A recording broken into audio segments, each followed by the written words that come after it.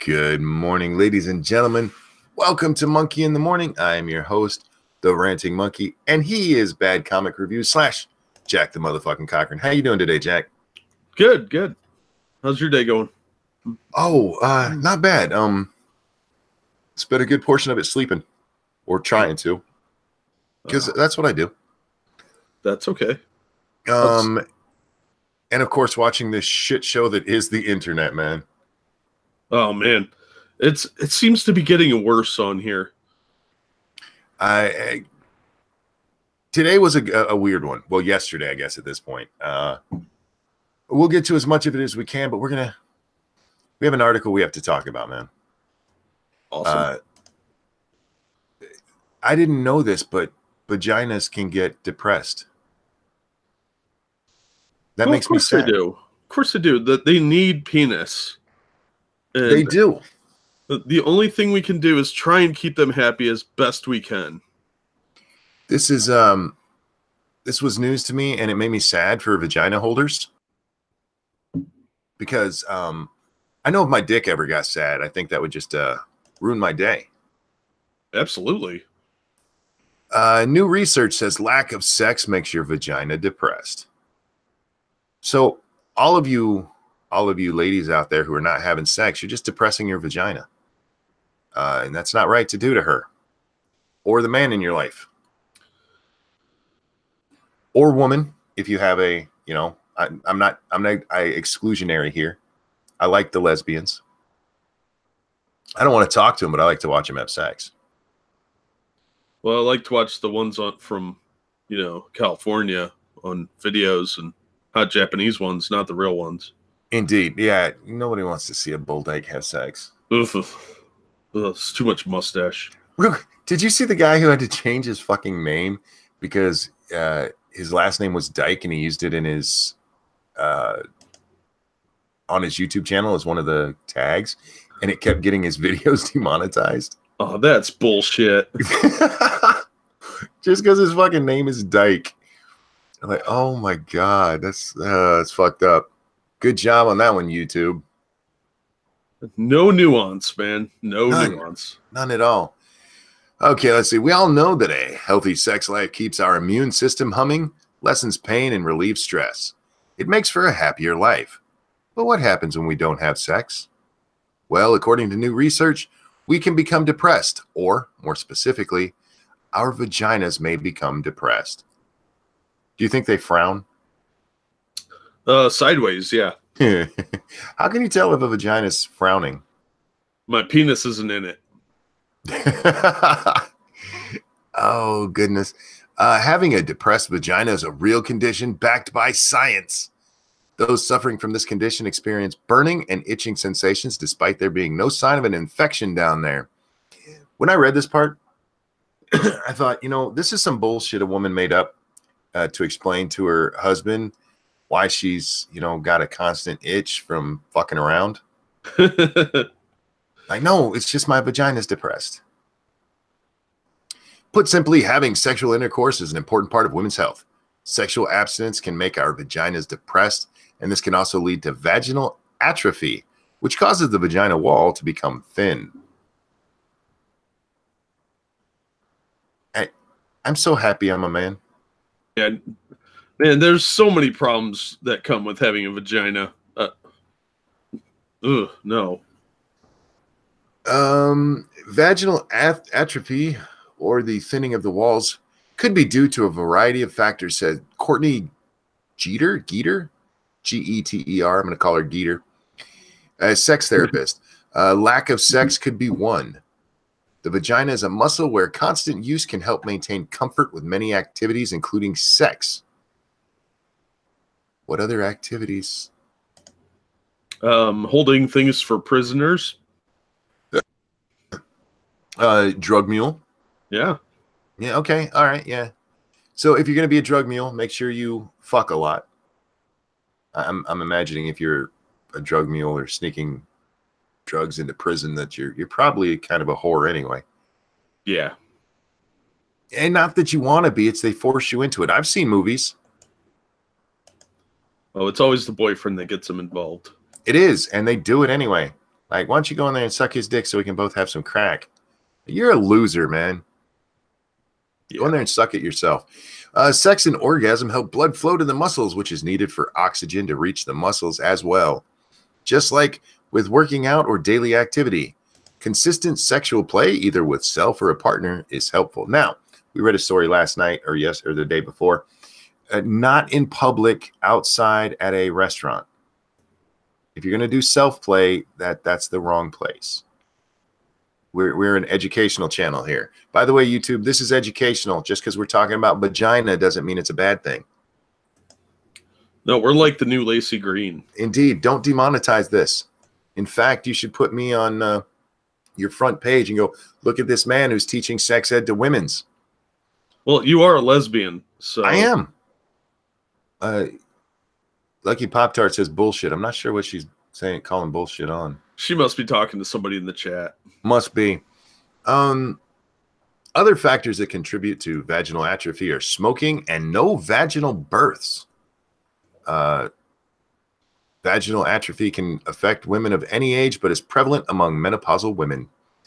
So women's, don't do that cesarean thing. I don't care what they tell you. You push that baby out, because otherwise your vaginal is going to atrophy. Oh, God. As we know, estrogen is needed to regulate our ovulation and menstrual cycle. But when women experience menopause and stop producing estrogen, the walls become thinner and drier. Spit on it. It also affects women treated for breast cancer and women who have a medical condition called premature ovarian failure, in which they stop producing estrogen before they turn 40. According to Dr. Kenneth Taylor, thank you for having a name I can pronounce, an obstetrician and gynecologist. There's a change of estrogen level in women when you see a thinning of the vagina, a loss of, the fuck is that? Rugae? R-U-G-A-E? Sure. Which are folds in the vagina, bleeding, or loss of lubrication. Spit on it. Y'all need to take better care of your vaginas, seriously. We wash our dicks, we keep them clean so that nothing happens to them. And you got thinning walls. I'm so glad the walls of my dick don't thin. Yeah, that's horrifying. Suddenly you can just see through it. Oh, I'm good. Now, this is mostly about how to take care. Look, guys, here's the long and short of this. If you have a vagina, use it. Have the sex, even if it's with yourself. Get out there, play with it. Tickle it some. Slap it around a bit. If it's a little bit dry, grab whatever lubricants you can and just pump it right up in there. It's like a plant. You have to pay attention to it and water it occasionally. Indeed, indeed. You want it to grow and to blossom. You don't want it to become dusty and itchy and can bleed and become itchy and dry. Like, I'm so glad I have a dick. Oh my God, this is Blonde's disease. This is what happens when you don't have kids and you pass like 35.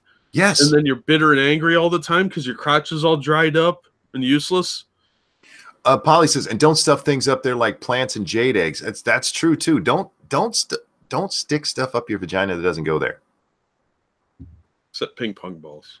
Except, yeah, and only then if you can like shoot them back out with some accuracy, because nobody wants to see you just shove a bunch of ping pong balls up there. You have to go to a Thai training camp.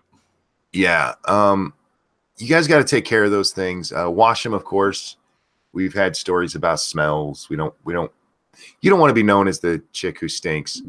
You don't want your friends. You don't want your man going to his friends and talking about how dry that pussy was last night. Yeah. Take care of it. Just treat it like a friend. At least when it's dry, it's treatable very easily. When it's smelly, oh my God. No, don't do that, ladies. Whatever you do, fight that as much as possible. Change your diet, whatever. I feel like some women need a book to teach them how to take care of their vagina. And I think I should write it. It needs constant licking. It really does. And if you're one of those women, I don't like that. It's for your own good. It's for your own good. You need to have sex a lot. This is coming from doctors. I didn't make this up. These are doctors saying y'all need to have sex more. Um, I don't know why you're not. Peter says, stop mansplaining, monkey. Look, these women's just don't, they don't know how to take care of their stuff. And I'm trying to be helpful. Jack, what would be your number one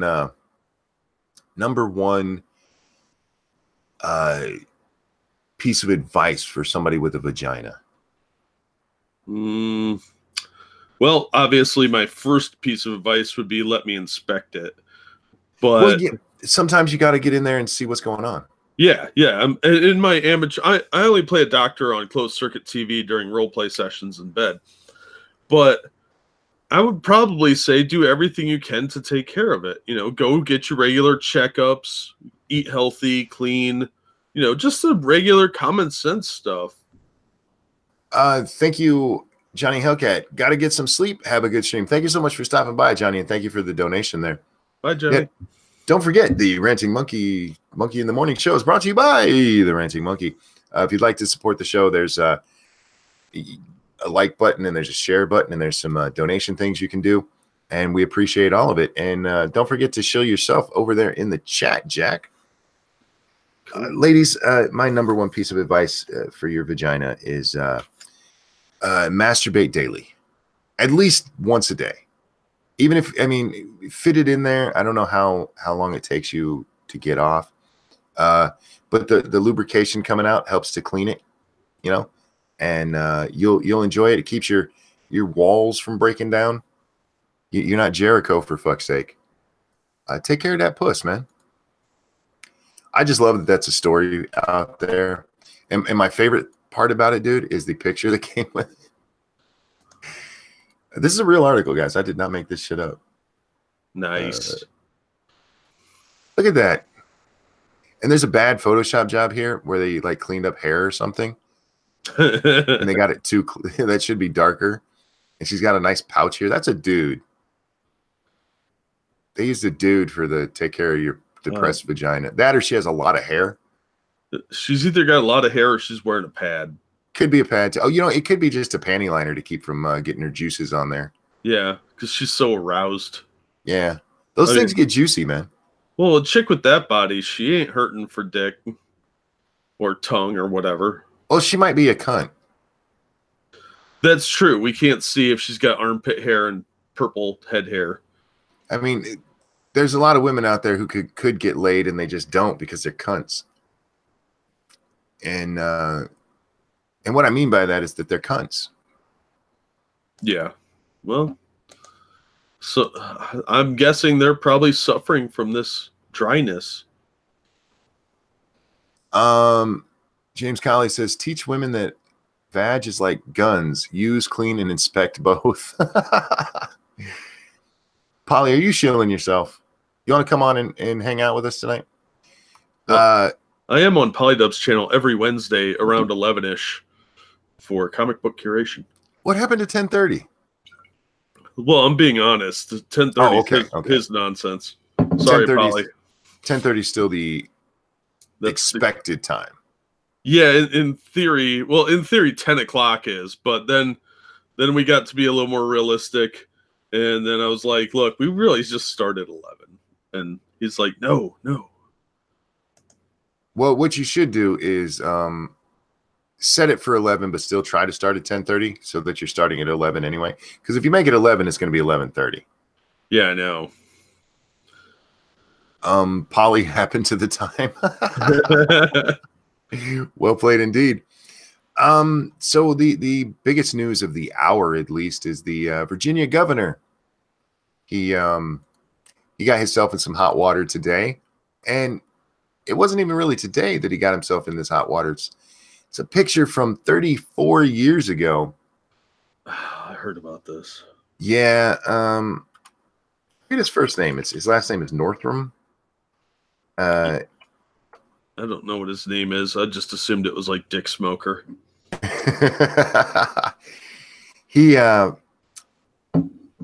his Ralph, that's his name, Ralph Northrum. Back in his yearbook from 1984, there's a picture of him in blackface, or we don't know which one is blackface. There's a guy in blackface, and the guy next to him is standing in clan outfit.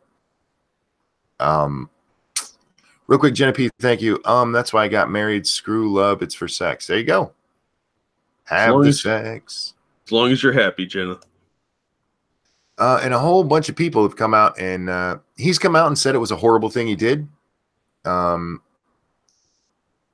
going to share the screen so we can actually see the picture. I don't know if that'll get me in trouble with YouTube. I don't care. Here's the blackface, and there's the Klan guy. It was a picture from 34 years ago. What are your thoughts on that, Jack? I don't care. I think this is stupid. It was 30 years ago. Everybody's got a chance to evolve and change as a person. And it was 30 some years ago. Why does stuff from 5 years ago, unless it's a criminal conviction, why is that affecting anything you're doing? Who cares? It was so long ago, nobody gives a shit. Real people don't care. Only spastics on the internet care. Well, not necessarily, because we've had Elizabeth Warren has come out and said he needs to resign. Let's see, the NAACP, Planned Parenthood, lots of actually. I think that they're going to push him out. I think they are. Oh, probably. I mean, it was dumb. It was a stupid thing to do back then. It's even dumber now. But there's no way you could hide something like that. Somebody always will find your dirt if you live in public life. Well, that is part of the weird thing, is that this just came out now. No, somebody knew about this and was sitting on it. There's no way nobody knew about this. Because when you do oppositional research, your first thing is to go and look at every yearbook they've had. Because the yearbooks are always in the local public library. You just find out where he went to school and go look him up. Sure. I think what happened is he came out with that bullshit after birth abortion stuff, which is something I didn't go into in my video about abortion. That there's the idea that you can actually have the baby and talk to the mom afterwards, and if she decides it's not for her, kill it. That's something he came out in favor of, and I think somebody on the right was like, we got to find this fucker and kill him. Shouldn't it be called Unplanned Parenthood? Yeah, it should be. That's the joke on South Park. That's what they named it on there. But yeah, even Planned Parenthood came out and they're like, he needs to go. Yeah, if it's an ongoing thing, that's different. If this had just been a one-off and it was a stupid Halloween or fraternity thing, fine. But if it's a continual issue, like, I'd be willing to bet that he's probably a closet racist and agrees with a lot of the eugenics movement that was behind Planned Parenthood. So if that's the case, then hey, get him out of office. We don't need those type of people in there anyway.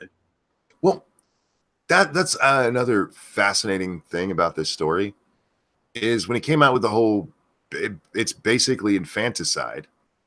When he came out with this, he's like, nobody's like, he needs to leave. But 34 years ago, he took a picture dressed up. Obviously, this was for something. It's not just how they hang out at their house. Yeah. But that he needs to go for. That's a bridge too far. Killing babies, literally killing babies. That's okay. Well, that tells you where their standards are. They don't give a shit about babies, or children aren't real people to them. That's just another category. Yeah. You know, once you categorize things to the point where we have like the intersectionality bullshit, you really lose sight of these being individual people that matter. Then they're a category, and categories like shrubbery don't mean anything to you. If your pet ficus tree has a little bit more meaning to you, it's been in your house for a while, you water it every day. But when it's just a general sweeping category, it doesn't mean anything. It doesn't matter. And I think people lose sight of that. You get too entrenched in your ideology. It becomes like a religious zealotry, and you can't see the forest for the trees. I'm going with the plant analogies a lot today. I see that, and I like it. I'm enjoying it. Another great part of this is that old Ralphie boy, he likes to run around and talk about how racist Donald Trump is. Irony. Yeah, it's amazing how that came back and bit you right in the ass, didn't it, dickhead? Now, again, I don't think he should lose his job over this, but there is part of me that's enjoying all the pressure he's getting on this. I mean, we had a couple of kids who got all kinds of shit for wearing fucking MAGA hats and standing there 2 weeks ago. They wanted to fucking ruin these kids, kill these kids. Mm-hmm. And then one of their favorite sons is like, oh, look, which is better, if he was the one in blackface or if he was the one in the Klan robe? Chat, do you think it is better for him if he was the one in blackface? Press 1, or the one in the robe? Press 2. Better for him. Better for him. Not just for us. Not for us. Yeah. What do you think for his career and stuff? It would be better if he was the blackface or the Klan? Because I don't think there's a good one there. I don't think there's a good choice. Well, he is a Democrat, so the Klan hood probably would benefit him more. Well, not according to CNN. Did you see the CNN where CNN put under his picture that he was a Republican from Virginia? Of course they did. I'm sure it was a total accident. Total accident. Oops. Whoopsie. This was just sent to me. Virginia Democratic Governor Ralph Northam refused to shake the hand of his black opponent, E.W. Jackson, during the 2013 debate for the lieutenant governor's seat. Jackson tries to shake Northam's hand, and Northam wouldn't even acknowledge his existence. Wow, what a dick. All right, let's watch this and see. It's a short, let me see. Oh, wow. Okay. I don't know how well this is going to come across, but we'll play it. Hang on. Why not? And I'll link it for you guys too. Let's share my screen. This is my sharing the screen music. Here we go. Watch this, Jack. He even taps him. He's like, I ain't looking at that Negro. Yeah. Well, he's got the beady eyes and big eyebrows that make it with his head shape. You know, I'm starting to believe blonde head is onto a lot of things these days, because that dude does have a sinister looking head. Yeah. He's not a, yeah. And he probably just went to his grandpa's closet, pulled out the old robe, the old family robes, and you know, put them on to take a picture. Yeah. Cindy, Lords of the Night was earlier. Who's looking for Lords of the Night? Oh, I have top chat on. God damn it. YouTube, fix your shit. They're working on it, censoring everyone. Yeah, they're kind of dicks, man. Anyhow, yeah, Lords of the Night was at 9 p.m. Eastern time over on Scribe's channel last night. Oh, man. Yeah, what is this? Yeah, I'm surprised Northam didn't actually quit already. He came out with a video on, it's the one that CNN showed at like 8:30 last night, saying he's sorry, but he's not giving up. Dude, nobody's supporting you. Yeah, I mean, he could just write it out, but I don't think he will. He'll probably quit before Monday. Well, I don't think there's a gain for him either to writing it out. He's not going to get anything passed. He's worthless in politics now. I had a problem with what Elizabeth Warren said. Elizabeth Warren said, there is no place in this country for hateful or discrimination. And I understand when people say that, what they're trying to say, but when you're saying that, you're actually saying this guy should be thrown out of the country. Well, that's the problem, is they want to destroy the lives of people that are racist. Now, racism doesn't change because you're mean to the racist. The only way to do that is through education and having them around people of different cultures and life experience. So the fact that somebody's racist and you ruin their life just entrenches them in their beliefs. Real quick, this is a weird question. Matt asked if I've ever had liver and onions. I have. I'm not a fan. Mom was anemic, so we had a lot of liver and spinach and high iron things when I was growing up, and I didn't like any of them. Yeah, they want to completely destroy him, which is, I am surprised. There are some people who've circled the wagons around this guy. There's a few people who've, no, it's okay. It was 30 years ago, which, by the way, they're right about that. But most everybody's just like, nah, fuck this guy. And it's amazing to me. It really is that he got this far without that coming out already. Did you see Suit Yourself had a live stream taken down last night? No. What was it for? Oh, check your Streamlabs. I thank you so much, Circus Zero. I need to turn on my alert. Thank you, Circus Zero. Laugh my ass off. Planned Parenthood. That's like Dahmer telling the chief of police to step down over jaywalking. Yeah. This whole situation is just a shit show. It really is. Planned Parenthood was cheering this guy literally just yesterday for his eugenics stand. And now they're like, no, fuck this guy. He once dressed up as a Negro or a Klan member. I do want to know the context of that, though. If it was like Halloween or something. It better be a sex game or it's not going to be helpful. Ralph North vowed on Friday night to see out his term as Virginia governor amid a storm of controversy after a photo of him in a racist costume surfaced earlier in the day. Quote, I accept responsibility for my past actions and I am ready to do the hard work of regaining your trust. You didn't just, oh God, I hate this shit. I really do. He didn't just do it for fuck's sake. Why does he need to regain their trust? He didn't do this since he was elected. It's just talking points they use. That doesn't mean anything. It's sort of like repeating Hail Marys. You know, it doesn't have any actual meaning. They just say it for either self-forgiveness or flatulation or whatever. Sitting around. Let me toss a conspiracy theory at you. Uh-oh. Careful, you get banned on YouTube. I know. Not a conspiracy theory. What can we call this? An alternative theory. I don't do conspiracy theories. I do alternative theories.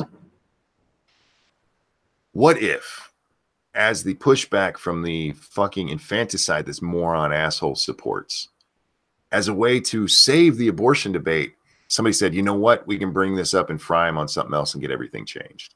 Change the whole narrative because nobody's talking about the other shit he said. Oh, yeah. There you go. No, I'd totally believe that. I'm telling you, there's a folder somewhere with every misdeed this asshole did. And that was in there. And they're like, look, we got a major situation with this crazy abortion bill. We need to get rid of it. And the only way to do it is to tank one of the people involved. And I got this on the governor. That's probably what happened. Yeah, see, I would. Because even a first-year PI could find this information. Yeah, I don't understand how he made it to the governorship without this coming out already. Nobody does research anymore. Look at all the journalists. Just all they do is cut and paste from Washington Post. The journalists, sure, but what about his Republican opponent in the election, for fuck's sake? Well, they didn't try very hard. Or they were saving this. I'd be willing to bet there was probably some internal strife. If the Republicans had this, which I kind of doubt, they were saving it for a moment like this. Yeah, I just that's weird. RJ asked if Prospero had seen Dorsey on Joe Rogan's podcast. I haven't seen it yet, and I'm really interested to. After we were done here, I'll probably go listen to that because Jack Dorsey was over on Joe Rogan's podcast, and no, I bet that was a shit show. There were people lighting up Twitter about it, so I'm really not sure what's going on. Ed Gillespie was too busy being called a racist to fire back, says Prospero. Yeah. Don't forget that. That was a big part of the Virginia election. I don't know if you watched it or not. No, Jack. It was one of the few that was actually making national headlines. So I watched it peripherally. Yeah, Gillespie was just a horrible racist. I bet he was never. There's no picture of him in blackface standing with a Klan member, or there's a Klan member standing with somebody in blackface. Oh God, let's see. Oh, YouTube star Austin Jones pleads guilty to child porn charges. Wow. A YouTube singer with, I remember this guy too. A YouTube singer with a huge teenage following has pleaded guilty to charges. He coerced 6 underage female fans to send him sexually explicit photos. Austin Jones. Who is this? Bloomingdale. Austin Jones. Hmm. He's a YouTuber. This blew up like 2 years ago or so, I think. Oh, I remember this. Yeah. He was telling them they had to, kind of berating them to send him naked pictures. It's been pulled down from Rogan's channel already. Have to listen to it on a different platform. That's all right. I'll listen to it on iTunes or something. No big deal. Somebody will mirror the highlights. Not worried about it. I'm surprised it was pulled down. They usually it'll come back up usually. It might be processing or something. Yeah. Austin Jones of Bloomingdale, Illinois, pleaded guilty on Friday to 1 count of child pornography during the hearing before 1 count after he did it to 6 girls. Really? Although prosecutors had asked that the 26-year-old be taken immediately into custody, the judge allowed Jones to remain free on bail as he seeks psychiatric counseling. Really? Are you fucking kidding me? That's a plea bargain.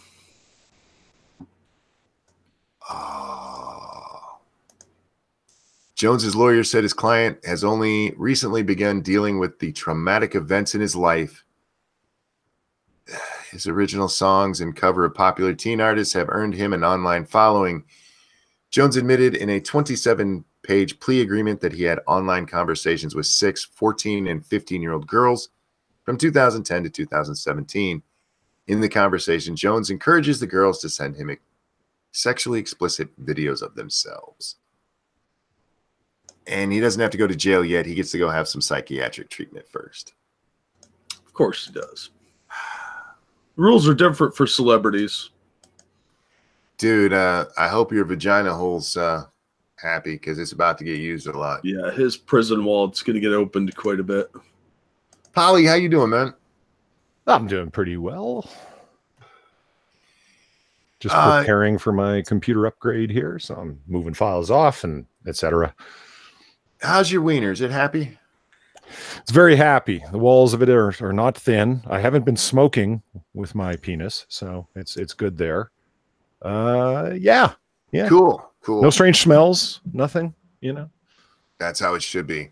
What do you think of old Northrop Grumman? What? Northrop. How do you say his fucking name? Northrop. The Virginia governor. Virginia governor.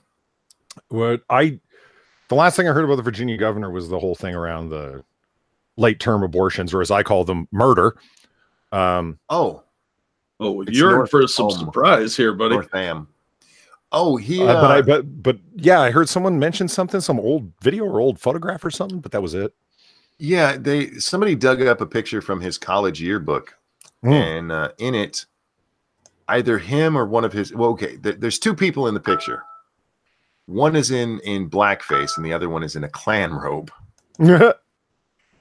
So yeah, that's a thing right now, and a lot of people are telling him he needs to leave office. This was from 1984, by the way.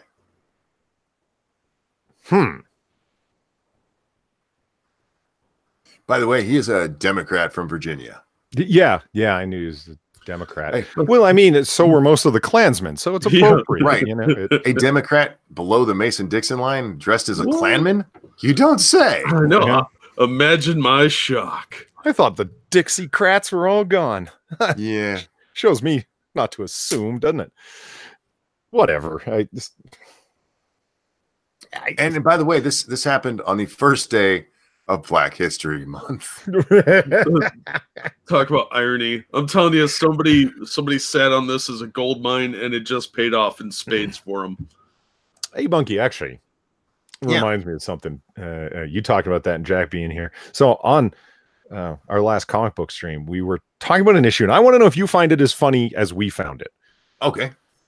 Maybe you already heard about this.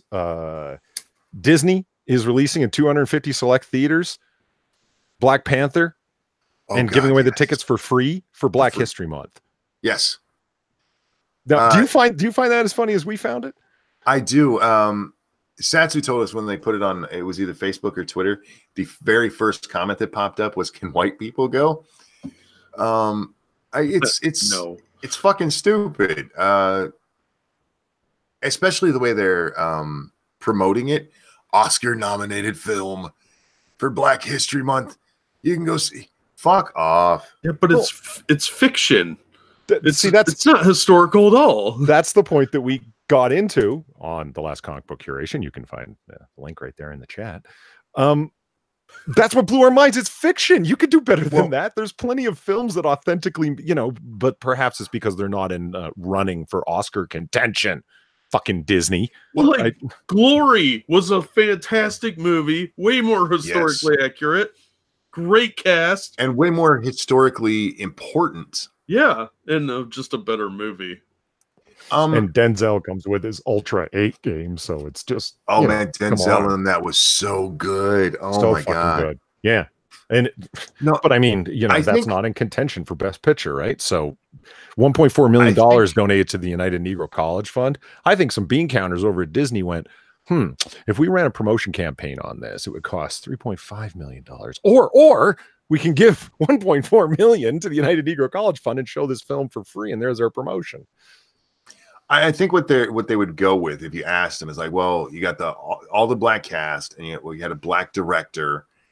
But to me, I don't like Black History Month. I just come out and say I hate the idea of Black History Month. I get why they did it when they first did it. I get the idea behind it, but now it's just a way to separate whites and blacks. That's all it is. And they've gotten to the point in Black History Month where we're no longer celebrating like George Washington Carver or anybody who, major. It's like this black lady once crossed the street. It's just silly. It's time to get rid of it and acknowledge that Black history is American history in America, and stop doing stupid shit like this to divide people. RJ asked if Dax is sleeping. No, Dax is at work. He'll be here with us shortly. Oh, there he is in chat. Dax, you're supposed to be working, man. Don't worry, we'll hang out and wait for you.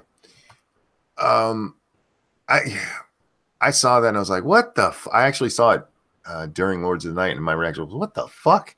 Why are you showing this for free right now? Shut up. Try to suck up to people.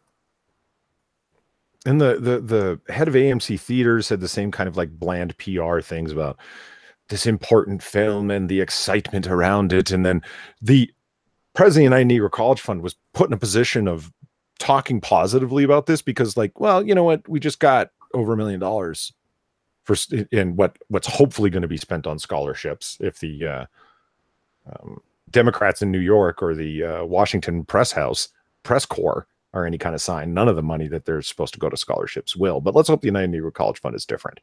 You got to say something positive about this company that's, pretending that this is Black history. Like, seriously, Wakanda's not real, guys. It is. No, isn't this kind of racist because they're assuming black people can't afford movie tickets? Yeah, that's what I thought right away. Is like, oh, it's free, and it's like to show, like, so is it free for everybody, like you were saying, or is it like Whitey can't go? All the Koreans can't go. Is that what's going on? Well, wait a minute, Korea's actually got a big part in that film, doesn't it? They do the whole chase scene through South Korea. Did you see the story about the guy who's trying to raise money so little girls can go see Captain Marvel for free? Or what is it? Oh, Jesus. Marvel? So dumb. And here's the thing. Wait a minute. Wasn't that Wonder Woman 1984? What? I'm sure they're doing it for the next Wonder Woman movie is called Wonder Woman 1984. Oh, I don't know. Here's the thing. He set a goal to raise money for this, and he hit the goal. Okay. But he's upset because he hasn't gotten more money than the goal.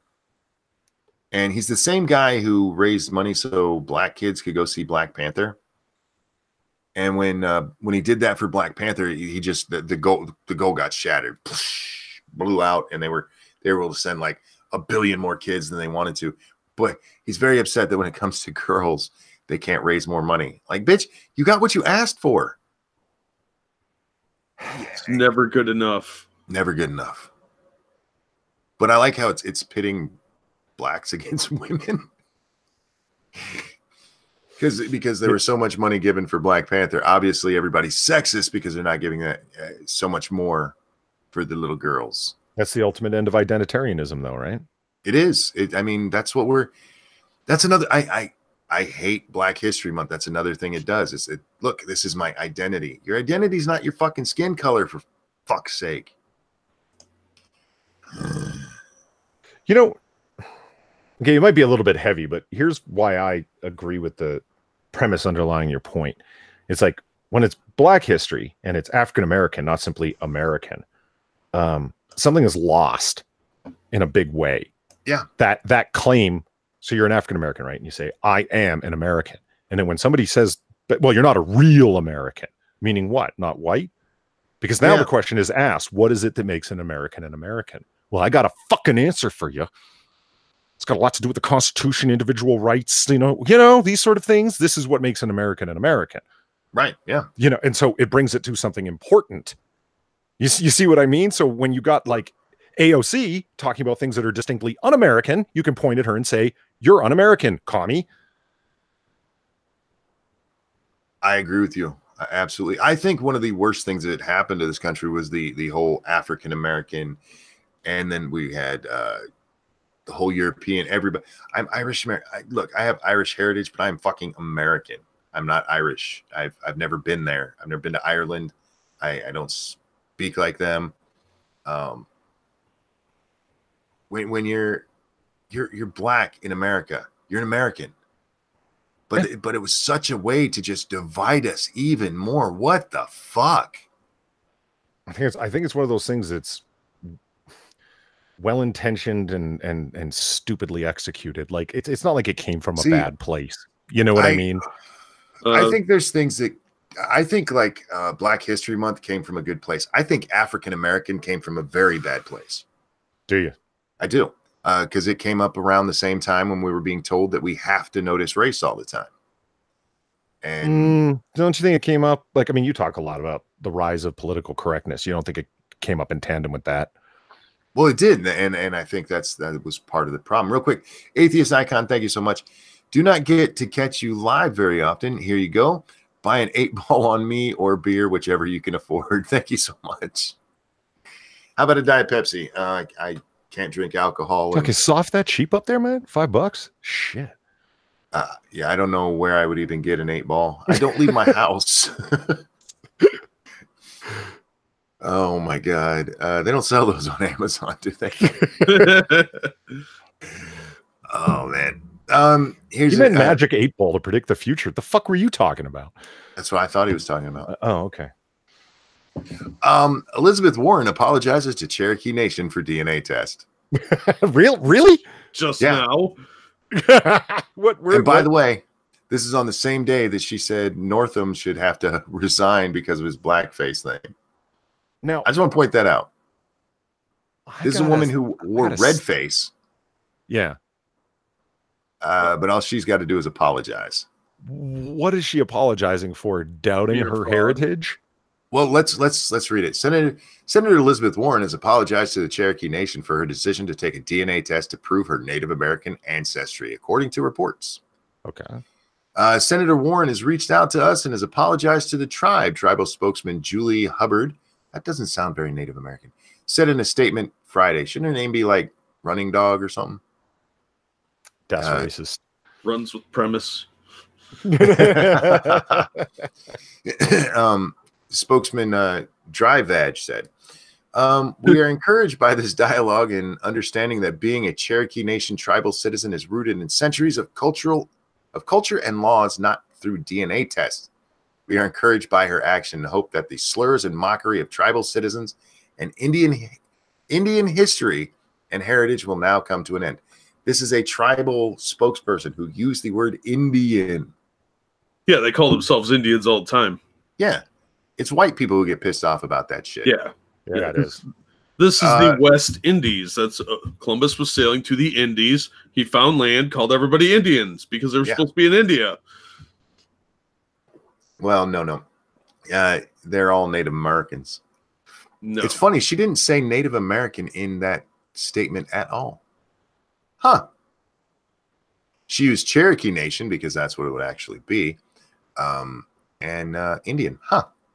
Critics have accused the Massachusetts Democrat, who is running for her party's presidential nomination, of advancing her career as a law professor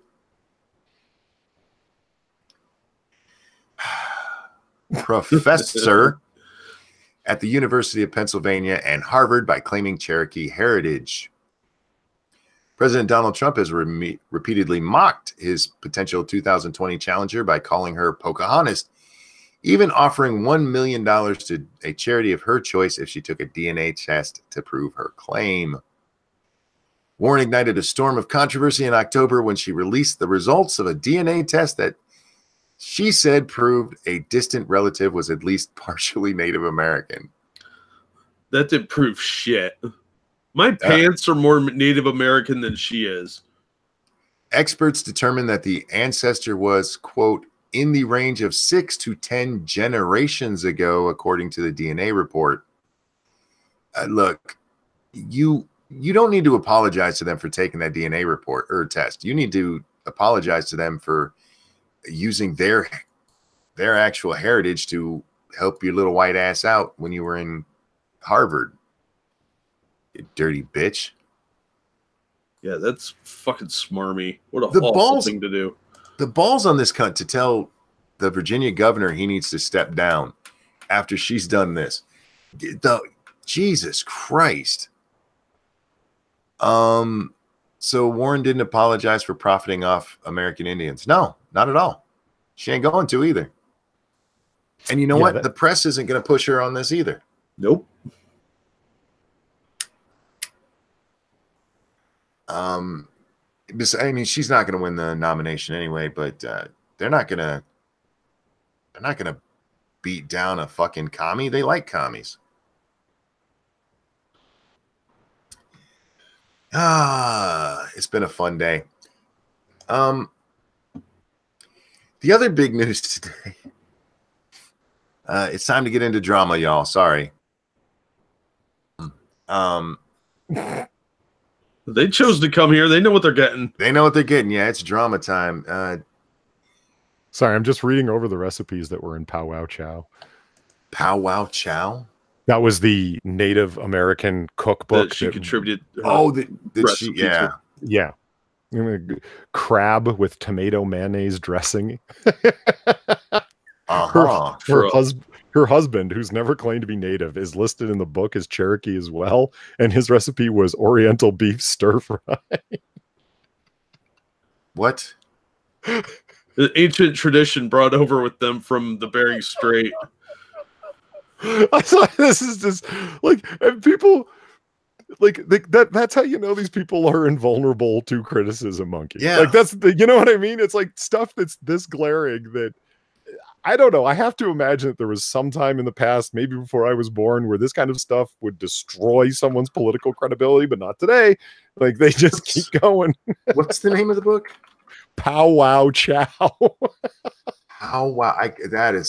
Isn't that kind of racist sounding? Yeah, that's awful. You never heard this before, Monkey? No.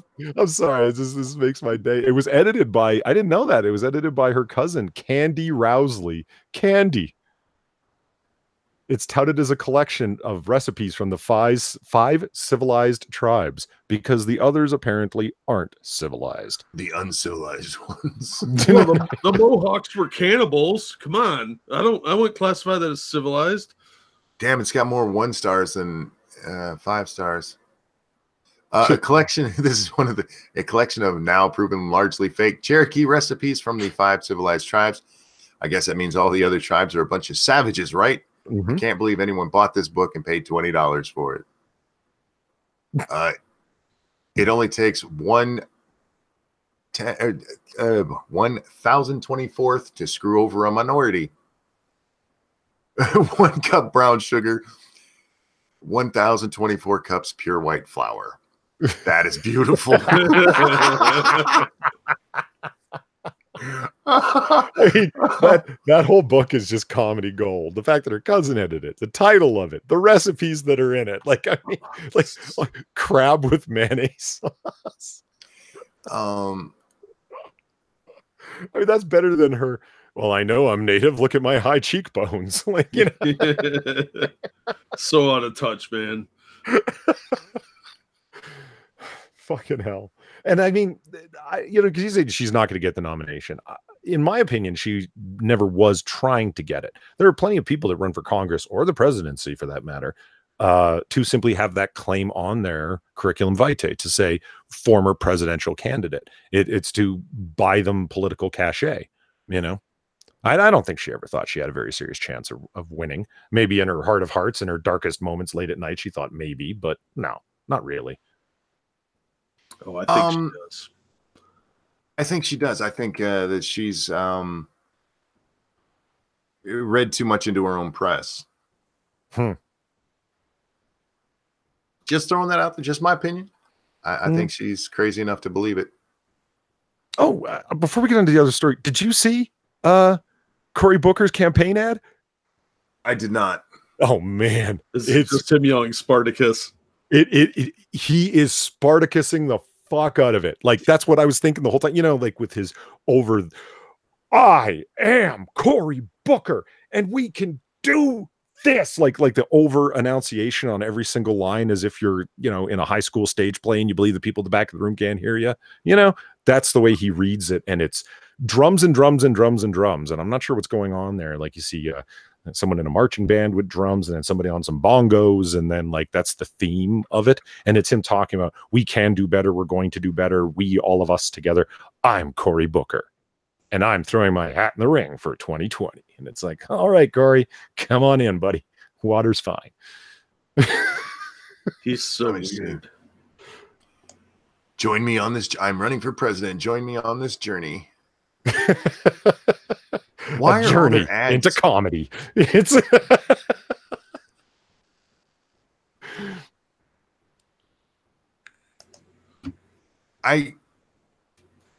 the first he yells "What's up" at somebody, and he even says "What's up." Yeah. All right. Yeah, I'll check that out later. And Prospero says Newark Jesus has arrived. Yeah, the images of Newark that you see. I don't know if you've ever been to Newark. I don't know what parts of Newark they were filming in. Oh my God. Like, definitely the wealthier areas, because there wasn't like the Newark that anyone who's ever been to Newark knows. You know, it's like Newark hasn't done very well under your state leadership. Yeah, that's racist. Nah, only if you live in a shithole. I thought New Jersey was just known as a shithole. Yeah. Well, this is the armpit of the armpits. Like, this is well, no, that's Trenton. Trenton's worse than Newark, honestly. So in that Pow Wow Chow book, they had tons of white flour in it, not native. No, sweetie, that was a joke about her being so white. I don't know how much flour's in the book, but the Oriental, was it Oriental beef stew or something? Beef stew or something like that. That's definitely not fucking native. Oriental beef stir fry was her husband's contribution. She also like did a recipe for shrimp, and she's supposed to be Cherokee. There weren't any Cherokee near a shrimping area ever.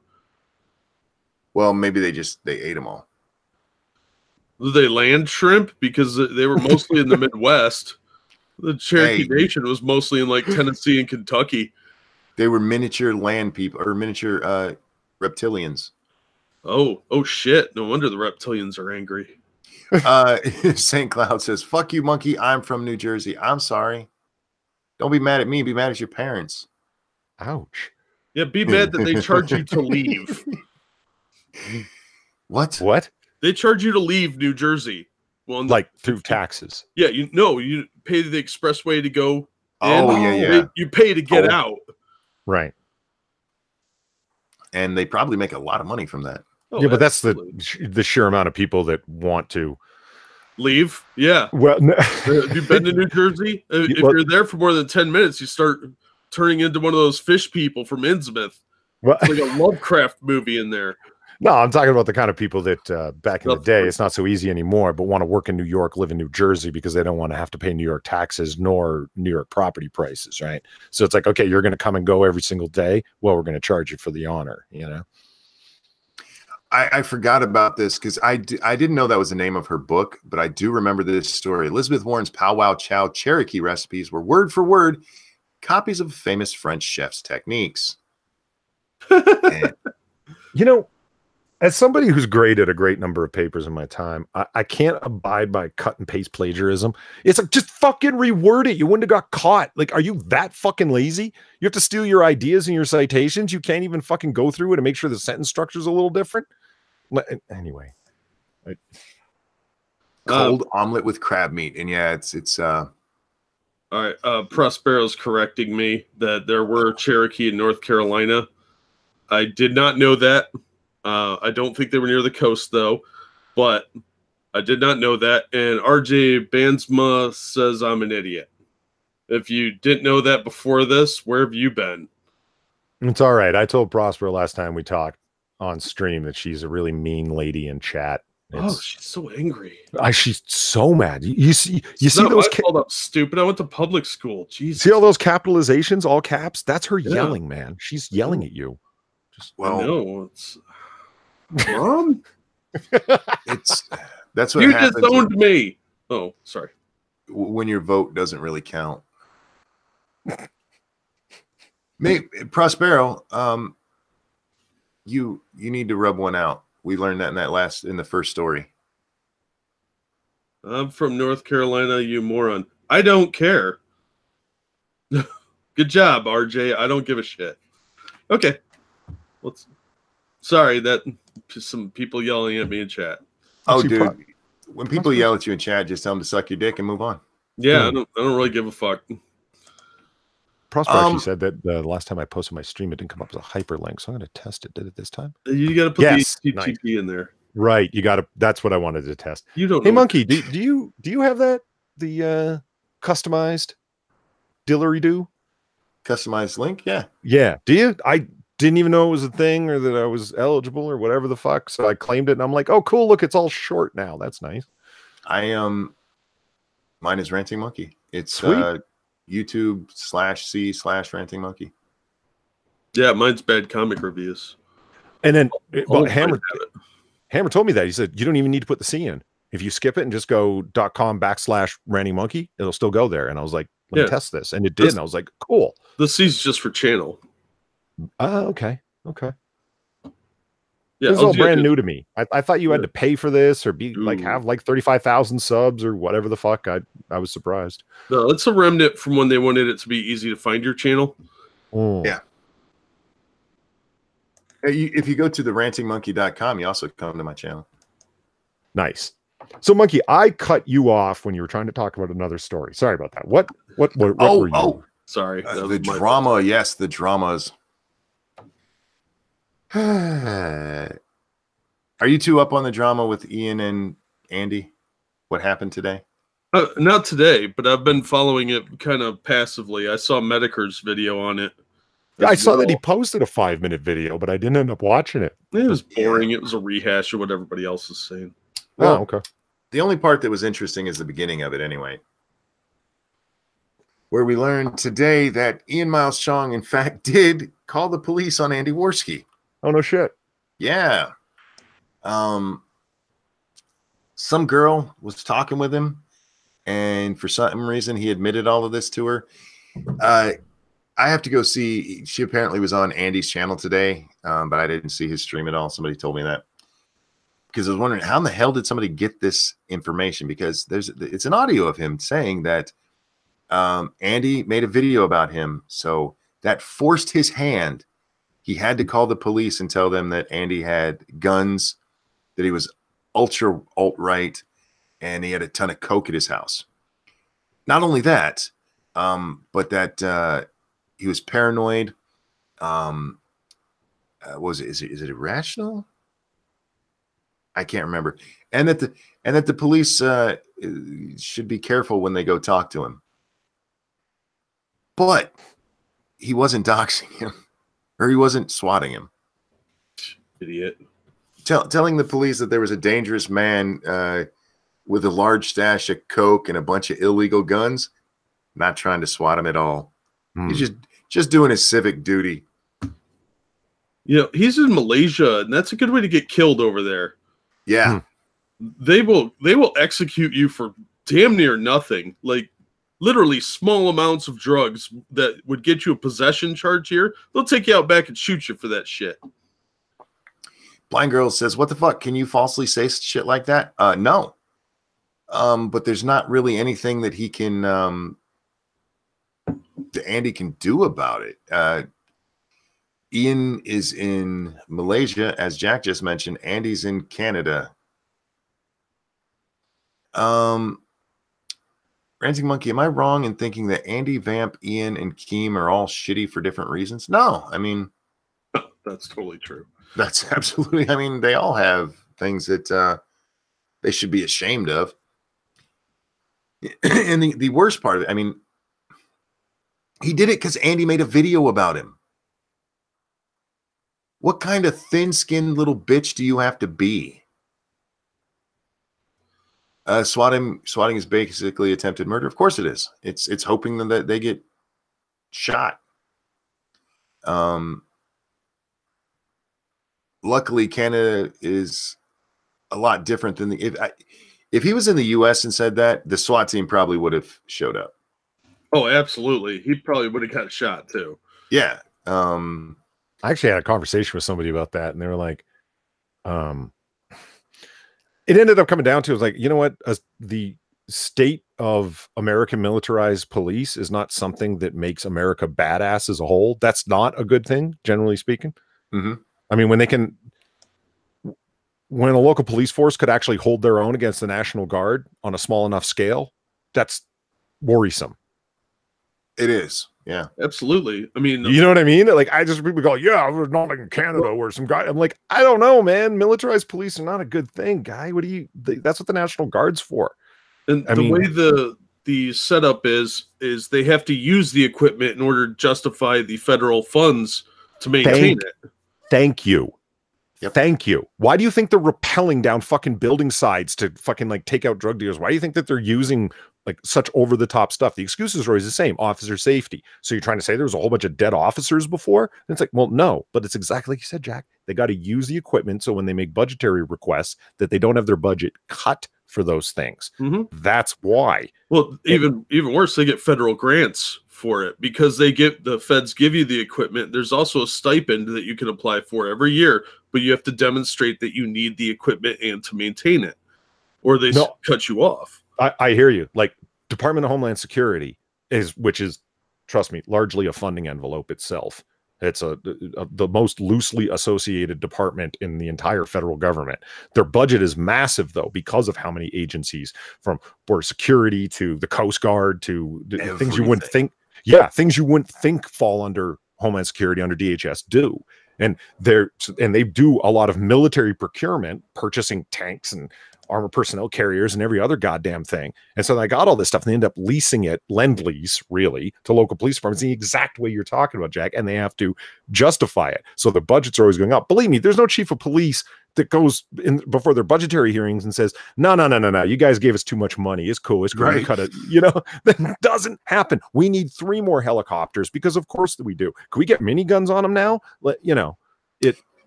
Anyway. Silverback says, Coast Guard aren't under the Navy. No, they're under Homeland Security because they guard the coast. Yep. So all sorts of things you wouldn't think come under DHS do. It's wild.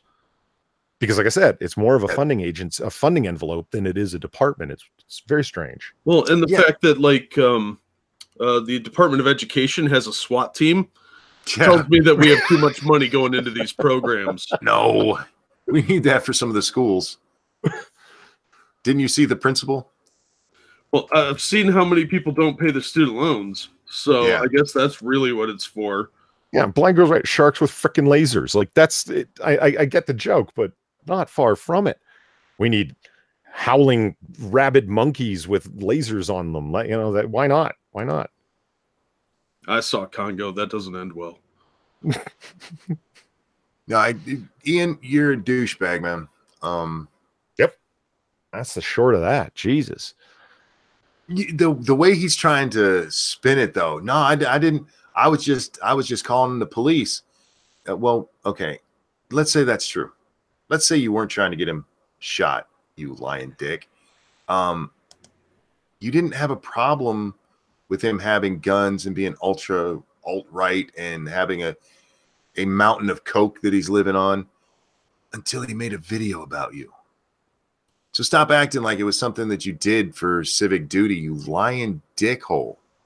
You fish-looking piece of shit. You know, I enjoy watching all this drama and shit go back and forth, but when you get to the point of swatting, go fuck yourself, man. And what is this thing that Eve was telling me? I don't know. I was trying to follow what she was saying. That Sure. Andy accused Ian Miles Chung of stealing his money? Yes. And yeah. Do you know the story there? Because I do. Okay. They had a channel that it was actually Andy's channel, apparently, called Hype Break that he had Ian helping him with. And they actually were together on the channel, but it was through an MCN. Okay. An MCN, when you sign up with an MCN, they own your channel. Right. So when you get paid, the money actually goes to them, and you don't get paid until the next month. Andy was supposed to be selling the channel to Ian. It came out that Ian was still talking to Vamp Candy, who's Tonka's chick. And this pissed off Andy, so he says, fuck it, I'm not selling it to him. I haven't signed anything. Fuck it, I'm not doing it. Well, Ian contacted the MCN and had them transfer it back to him. Oh. And Andy's claiming that the money that he should be getting for this never came to him because it went to Ian instead. I don't know if any of that's true. Yeah. What sounds like happened is he went in and changed the AdSense email address so that the money got diverted to that email instead of where it normally goes. What he did was, according to what Andy's saying, is Ian went in and changed it that Ian's channel, or Ian's name and everything, he's the main owner of the channel, and then he canceled the deal with the MCN. So it reverts back to whoever owns the channel when you do that. So he put his. I thought Andy was the owner. He was, but him and Ian were working on it together. Right. So he had it put back in. Ian had to put back in his name. Okay, got it. Taking it all from Andy. Now, again, I don't know how true all of that is. Real quick, thank you. Nope. I like Monkey's insults. And Jeremy M says the monkey with no face reveal. What are you talking about? Actually, yes, he can and was supposed to. I need more context when you answer something like that. He can what and was supposed to what? Anyhow, Ian was a manager on the channel. Yes, that was part of the problem. That's why you don't let other people be managers on your channel. Yeah, you need to have everything signed and contracts made up, and they didn't have any of that. It's too casual.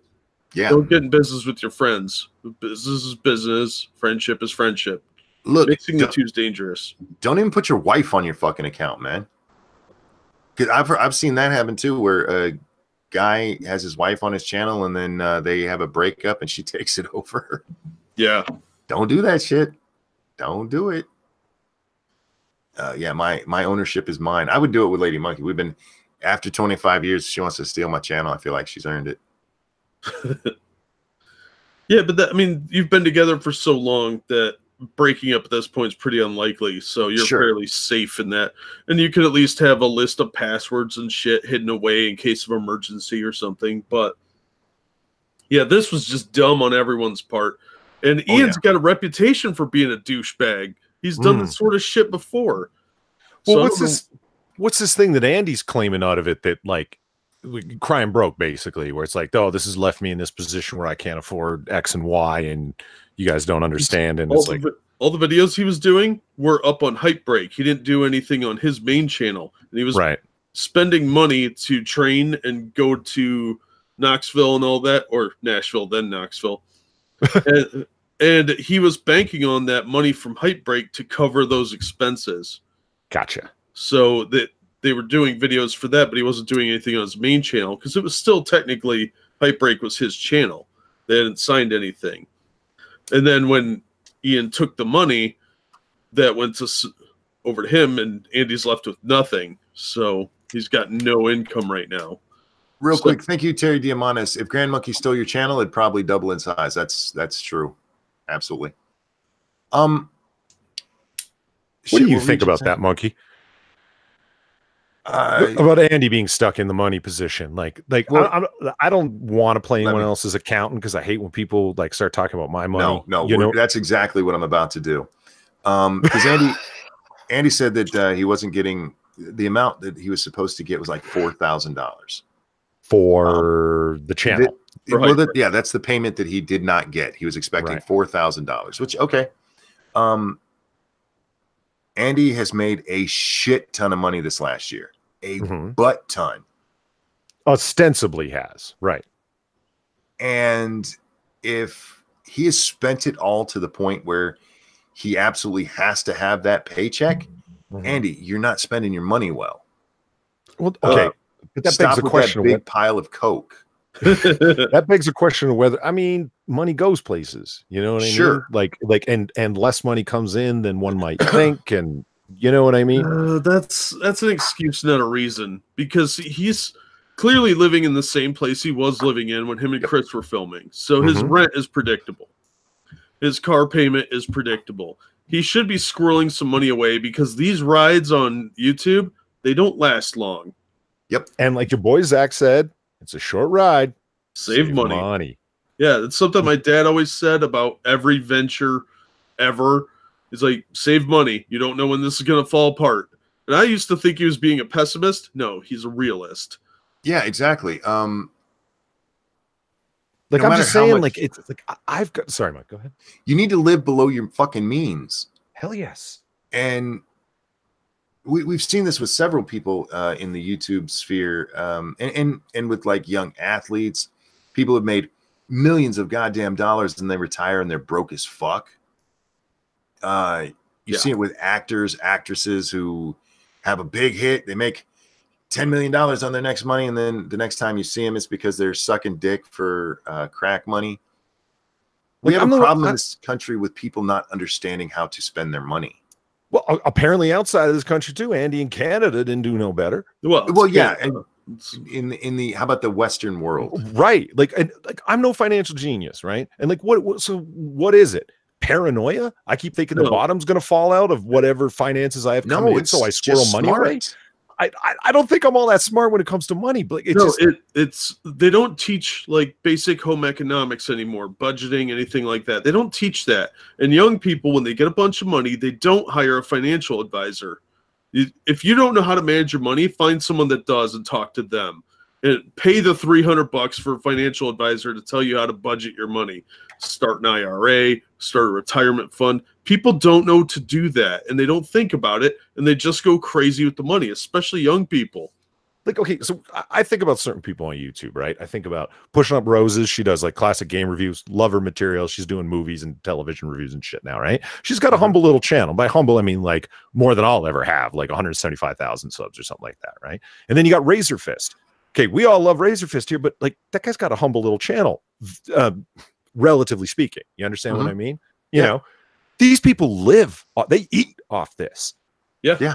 You know what? That's their fucking job. And they got these humble little channels. They're not getting this mass amount of money. Like, I'm thinking, how fucking stupid are these people to blow all their money? I mean, Razor Fist is living off of it. Pushing Up Roses is living off. What the fuck's wrong with you guys? I don't think they're stupid. I think they're irresponsible. Yeah, and exactly. You have to know how to budget, and people don't learn that anymore.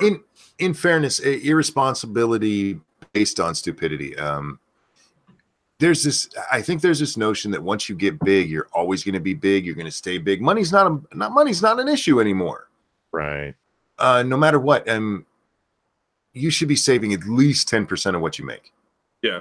At least. Yeah. Well said. Like at least. Like, you're not at least saving 10%. The fuck's wrong with you? I mean, like, what's the thinking? What do you think? Like, let's speculate. Is it finally I've got the money I deserve and it's always going to be this way? Like, are you that I don't think deluded? It's not even the money I deserve. It's just I have the money. I finally made it. Yeah, like nothing for you here. Nothing for you here. Just set in the chat. You buy things you don't need. And sure, yeah. You get that money and you're like, all right, I can finally get this thing I've always wanted. then you buy it, and that you get that hit of endorphins and dopamine. So you're like, oh, this is great. Now I can also afford this because I got the money sitting there. They don't think to squirrel away some of it where they can't touch it for a while and let it grow for them. Well, even before you start putting it in like an IRA or in stocks or whatever, you need to have an emergency fund in case your $4,000 check doesn't come in. You can still pay your fucking bills. Yeah, you should always have some money set aside to get you through a few months of an emergency, because you don't know when you're going to get sick, you don't know when you're going to get hurt, or your job just disappears, or you get outdated at your job, whatever. You know, a family member comes up sick, your car needs all of a sudden $500 worth of repairs. You don't know. You know, you got kids, you know, or a girlfriend or spouse, whatever, or both. You got to worry about these sort of things. And people don't take that into consideration anymore. It's part of the materialist narcissism that we seem to have embraced in the last 30 or 40 years. Because you didn't see this with people in the 50s.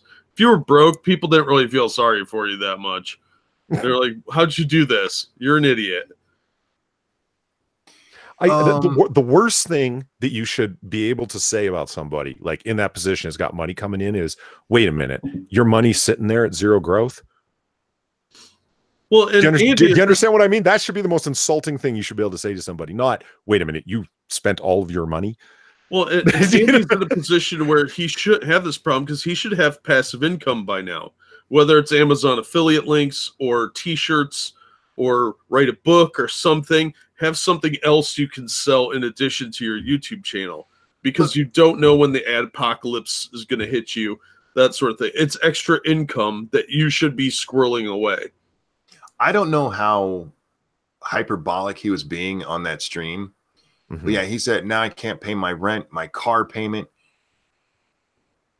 from one missed check. Now, look, for somebody like me, that would make sense. For somebody like him, really? With the amount of money I've seen pour in just in super chats, that's not counting any anything he's getting from AdSense or any of that, anything he's getting from selling merch, just from his fucking super chats. He should be sitting pretty well for at least a couple of years. He should have been able to just retire for a couple of years if he wanted to. People were just especially pouring money in. He came up with Chris living lean. He had to have been. You know what I mean? Like, and there's nothing wrong with living lean. I live lean. I'm a grad student. Christ, that's how it works, right? But it's not like I'm never hungry. I have a car. You know what I mean? I don't understand. Why wouldn't you just keep living that same style? Like, what did you do? Lease a Jaguar? I don't get it. I don't get it. No, he's shown his car in videos.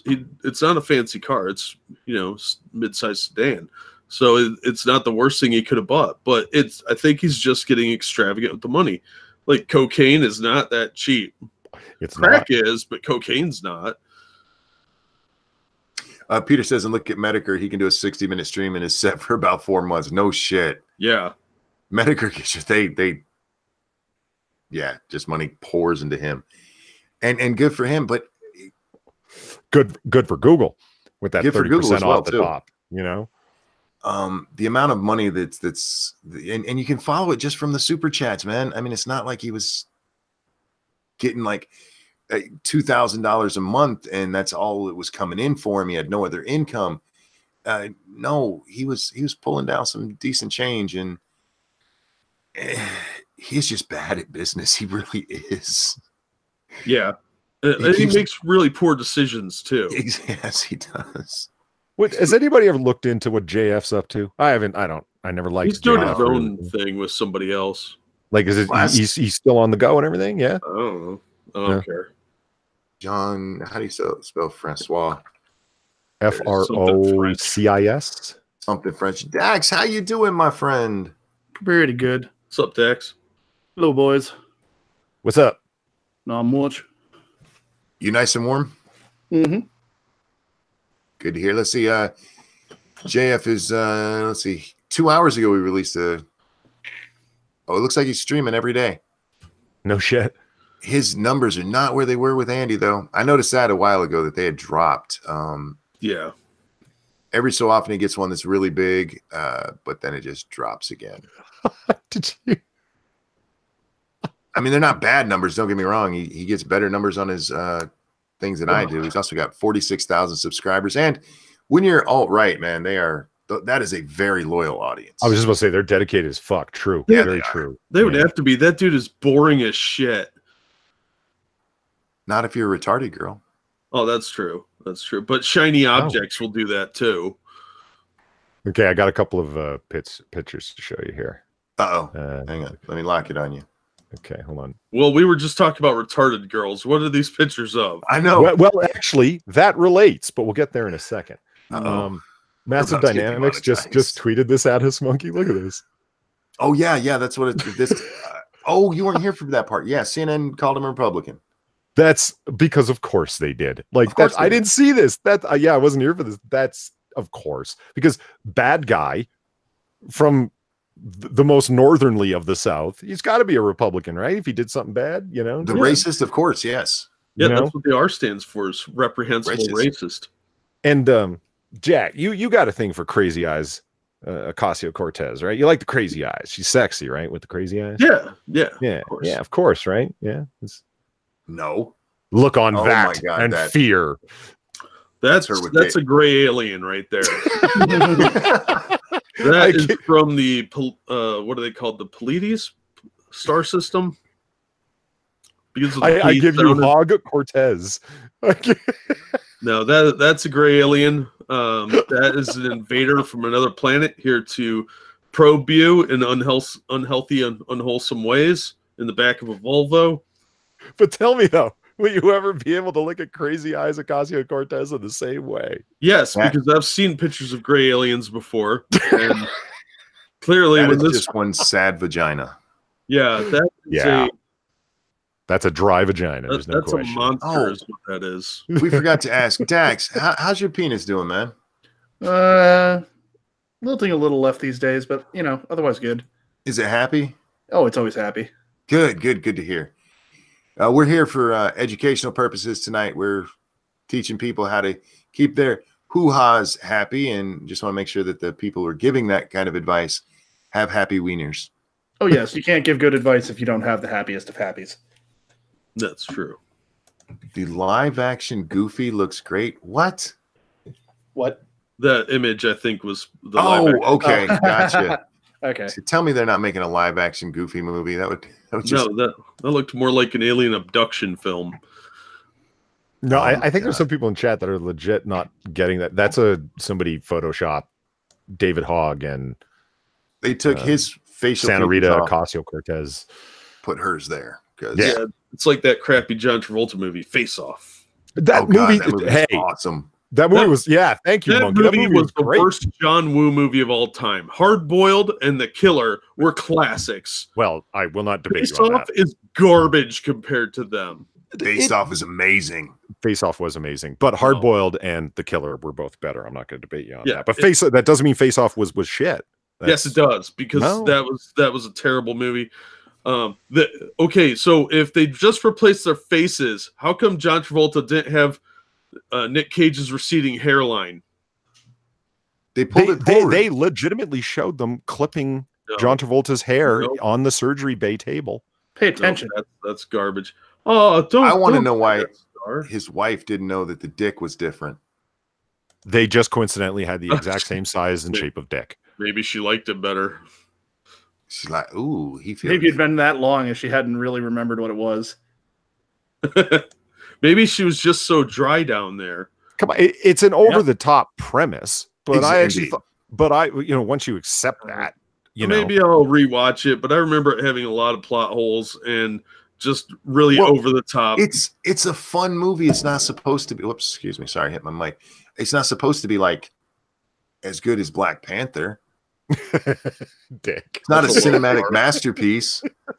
To be honest, I thought Travolta did a pretty damn good impression of Nick Cage when he was him. I dug it. I could suspend my disbelief and think that was Nick Cage under there. Yeah, he can act like a even more terrible actor. Yeah, awesome. I'm not saying Travolta's a great actor. I'm just saying he does a good Nick Cage impression. They're all easily replaced. Yeah, but that's how many actors is that true of? How many actors are really truly gifted? We're not talking about every actor. We're talking about these two actors, and they're both easily replaced. The only time I like Nick Cage is when he plays white trash, because he's great at that. In that movie, they just replaced each other. Yeah, it's kind of a lateral move. Indeed, it's a great movie. You're a hater. Dax, weigh in on this. What do you think of Face Off? I liked it. Guilty pleasure. Nice. No, you don't need to feel guilty. Yeah. No shame. I'm guilty. It's not the greatest of movies ever, but it's fun. Yeah, that's all I'm saying. Movie. I think Nick Cage was a little over the top because he always is. It was no Con Air, but I mean, and in terms of over the top, it was no Burning Man, not the Bees. What the hell was that movie? Wicker Man. Wicker Man. Horrible remake. Horrible. The original was awesome. It's a classic. And they're like, not the Bees. No. God. You're a hater, man. I know. Oh, I liked him in Raising Arizona. He was great in that. I liked him in Adaptation. That was a good movie. But his problem is that he's just kind of easily replaceable sometimes. Who, Nick Cage? Yeah, absolutely he is. Yeah. Nick Cage is bankable, and I don't understand why. I personally don't get it. Because he's awesome. He was going to be Superman. He was. Did you ever watch that documentary with all the footage of him in the Superman suit and everything? Yes. It was great. He looked horrible. Well, it's because he also had like the long hair from Bangkok Dangerous or whatever the fuck he was doing at the time. No, the long hair was from the Return of Superman storyline. He was supposed to have that. But really, I thought he had supposed to start in the middle of his head. Well, he is rather balding, so I just don't understand how they ever thought, yes, that would be Superman. Well, it was because Tim Burton. That's why. Yeah, no, that one producer guy wanted him to like wrestle a polar bear, and they wanted a giant spider and all this other weird stuff. So that's probably why. I don't get it. It was a bad look. That's all I'm saying. Yeah. Oh man. Okay, I got a question for you. Yeah, what's up? Best job that Sylvester Stallone did acting. Acting? Are we supposed to take him seriously, or is it just seriously or very credible in the role? Like if you think that's Rocky, cool. If you think that's John Rambo, cool. Whatever. But the best job acting. Even I would have to go with Rocky, the original Rocky, the first Rocky movie. Yeah. Okay. Copland.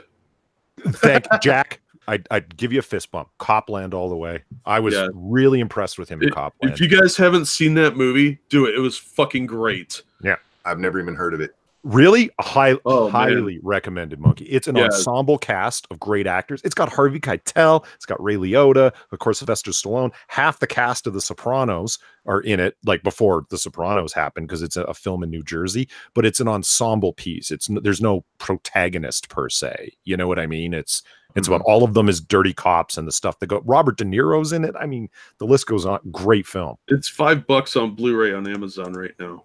So buy me a copy. Put the link in the and chat. Stallone gained like 40 pounds for it because he doesn't play a tough guy. He plays a down and out sort of sad character. He's a washed out local cop in a town where a bunch of cops live that work in New York. It's a fantastic movie. I highly recommend it. It's definitely one of Stallone's best movies. Yeah. Slept on. Awesome drama for sure. Now, my favorite Stallone film will always be Tango and Cash. Demolition Man for me. That is a classic. James, go ahead. I'm sorry. Oh, wait. Thank you, Snubbirth. I can't hear you, Ray. Nice, Snubbirth. Nice. That's a line from Copland. No spoilers why he says that. It's a great moment in the film. Yeah. James Colley says Rhinestone, hands down. Oh God, Rhinestone, yeah. The Demolition Man is definitely up there on the list. I love that movie. Yeah. Well, that's just him playing his Expendables character, basically. You know what I mean? In the future.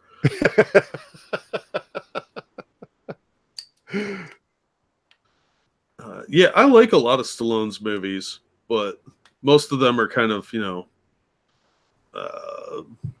silly. Look, Rocky 3 is not silly. Rocky 4 changed the world, man. It stopped communism. Yeah, it did.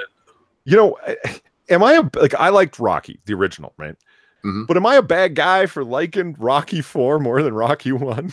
No, because Rocky. This is the whole thing with like the Academy Awards we were talking about. There's a difference between this is a great artsy film and this is just a great fun flick. Yeah, and the original Rocky was definitely much more of a hard hitting piece. Where Rocky 4 was just like, all right, I need some popcorn to watch this. Yeah, I mean that. How can you not laugh out loud at the training montage? Well, it wasn't a joke back then. It was still a thing people did in movies. No, I mean the juxtaposition of like the Russian guy who's got like it's all technological training. They do everything but say they're pumping him full of steroids. Every piece of weight equipment he's got has got digital readouts on it and shit. And Rocky's off in a barn lifting sawhorses. You know, come on, it was great. Every time when he'd punched and they'd test how hard he hit. By the end, he was like punching through walls and shit. Yeah, exactly. 8 billion pounds of pressure. That would have been even better if it had been the $6 Million Man versus Dolph Lundgren. Indeed. This is going to be a point where we shamelessly shill ourselves. Guys, don't forget, Monkey in the Morning is brought to you by The Ranting Monkey. You can support the channel by liking, sharing, subscribing if you haven't already, or hitting the $ or the Streamlabs links. These guys are going to throw some links in there for you too. Check them out. Support them as well. You guys are awesome. We love you. What do you think was Stallone's worst well-known movie? Stop or My Mom Will Shoot. Yes, thank you. That movie sucked ass. Okay. Good call, but worst well-known movie. Isn't it well-known because it's so bad? Like that's not like a train wreck of a film is well-known because it's a train wreck of a film. Do you understand what I'm saying? Like as I remember it, when it came out, there wasn't this whole the people treated it like it was a good movie. Like, that's so funny. Like, what the fuck did you watch? Because that movie wasn't what.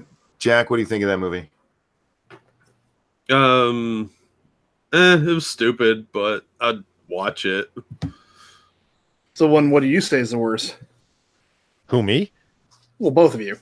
I'm thinking right now because that's a good question. Like, really well known, did well, but it's actually a piece of shit film. I'm trying to think. The other one I would go with is actually one of my favorite films because it is so 80s, and I talked about this the other day.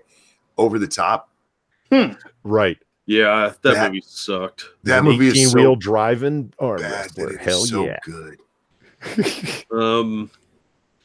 As much as I want to say Staying Alive, I'm not going to. Judge Dredd is probably my most hated one because it was such a terrible fucking movie. Hold on. Stallone was in Staying Alive for literally 3 seconds. Yeah, so he's still in it. You didn't specify that he was a starring role in it, did you? Well, I'm sitting here thinking, no, that's Travolta. We're not talking about Travolta. No, I'm on his and then you're he was in it for 3 seconds, Jack. That does not count as a Stallone film. He was in it because he directed it, and he's an egomaniac and needed to be on film. I don't know why you're making that sound so bad. Although, I would also throw out there, was it Spy Kids 3? Oh, God. Stallone was in that? He was in a Spy Kids movie? He was the bad guy. Yeah. Oh, wow. Who turned a nice dude at the end, so shut up. He learned the power of friendship and love. I would say one of his more underrated roles was Get Carter, though. Get Carter is good. And why do I know remake. That? Yeah, it was that. Who was Steve McQueen? Was it Steve McQueen or Michael Caine? I can't remember which. Michael Caine. You're right. It was Michael Caine. Was it Michael Caine? Yeah. Yeah. Oh, you know what? I think you're right. Yeah, my dad turned me on to that when I was talking about Get Carter. He said, that's a remake, and I'm like, and whenever I hear that, I think, to the film. Oh, okay.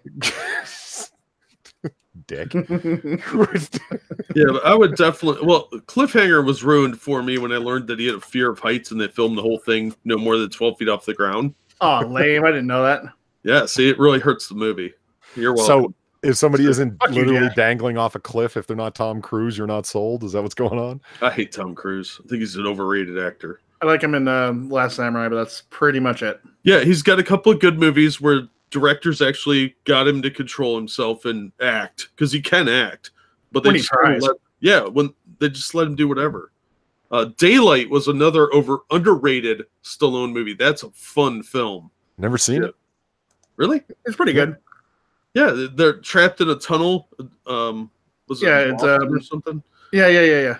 Like a traffic tunnel. They're trapped in there, and he's leading people out. Fun movie. Turns out like Yeah. the whole thing was orchestrated by like a terrorist group or something. It's pretty cool. Stargazer makes a great point. Well, now it's ruined for everyone. Thanks, Jack. Thanks. I'm just trying to save you a couple bucks on buying a DVD in the discount bin that you're gonna hate. You know what's a great fun movie with Stallone in my opinion? Assassins with Antonio Banderas. I like Antonio Banderas, so that can't ever go on my like super bad list. Nah, it's just that was a great fun film. Do you have the Antonio Banderas blow up doll? No, but I've always wanted to get it for posterity. Yeah, posterity. Guys, I hate to tell you this.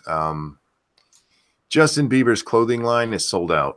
Oh no! What will Jack ever do? I know. My skinny jeans need that apparel to. What are you talking no, about? It is not skinny jeans. Check this out. This is fuck. You got pictures? This is what sold out, y'all. It looks What, are they like wearing paper fucking bags? prison.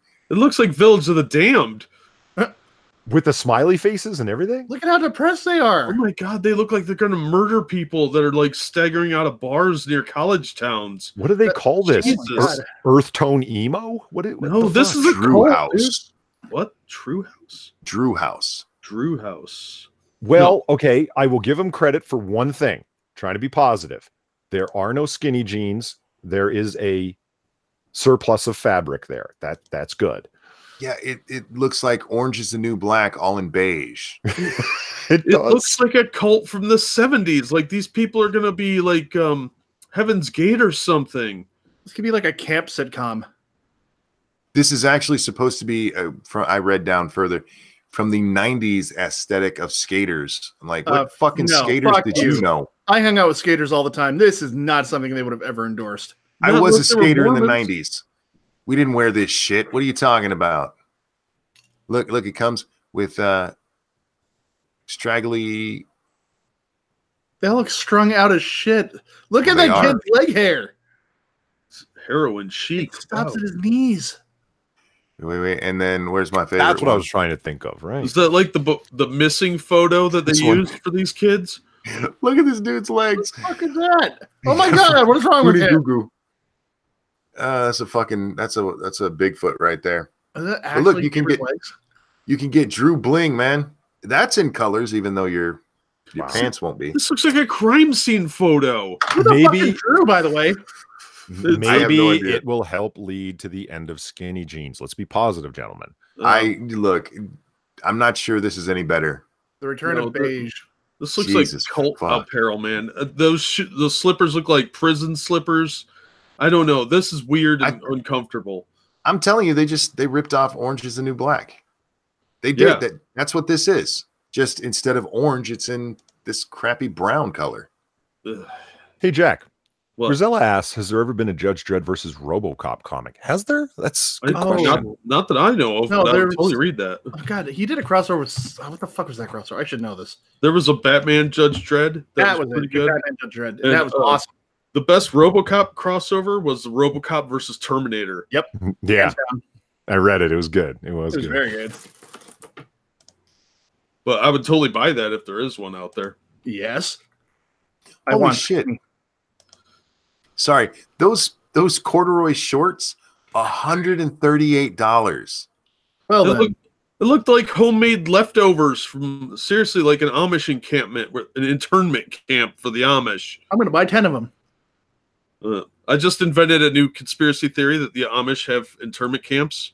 They're the ones running the FEMA camps. So you heard it here first. I just made it up. Like, By Monkey, the I way- hear you Real- that expensive. Sorry, go ahead. Real quick, that came to us from John M over on the hashtag MITAM. Go ahead. I'm sorry. I was supposed to say, Monkey, like you're not wrong about particular lines that are endorsed by a celebrity being expensive, but nothing will ever outdo Kanye's first line. He had a white T-shirt. It was labeled hip hop T-shirt. It was just that was it. It was just a white T-shirt. No printing, no label, no nothing, no pocket.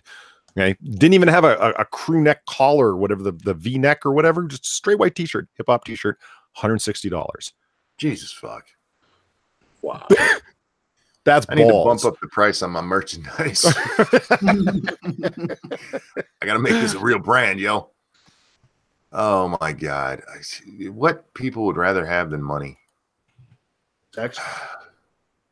I mean, look, I understand wanting to buy, but $130 for shorts that are, go to a fucking Goodwill store.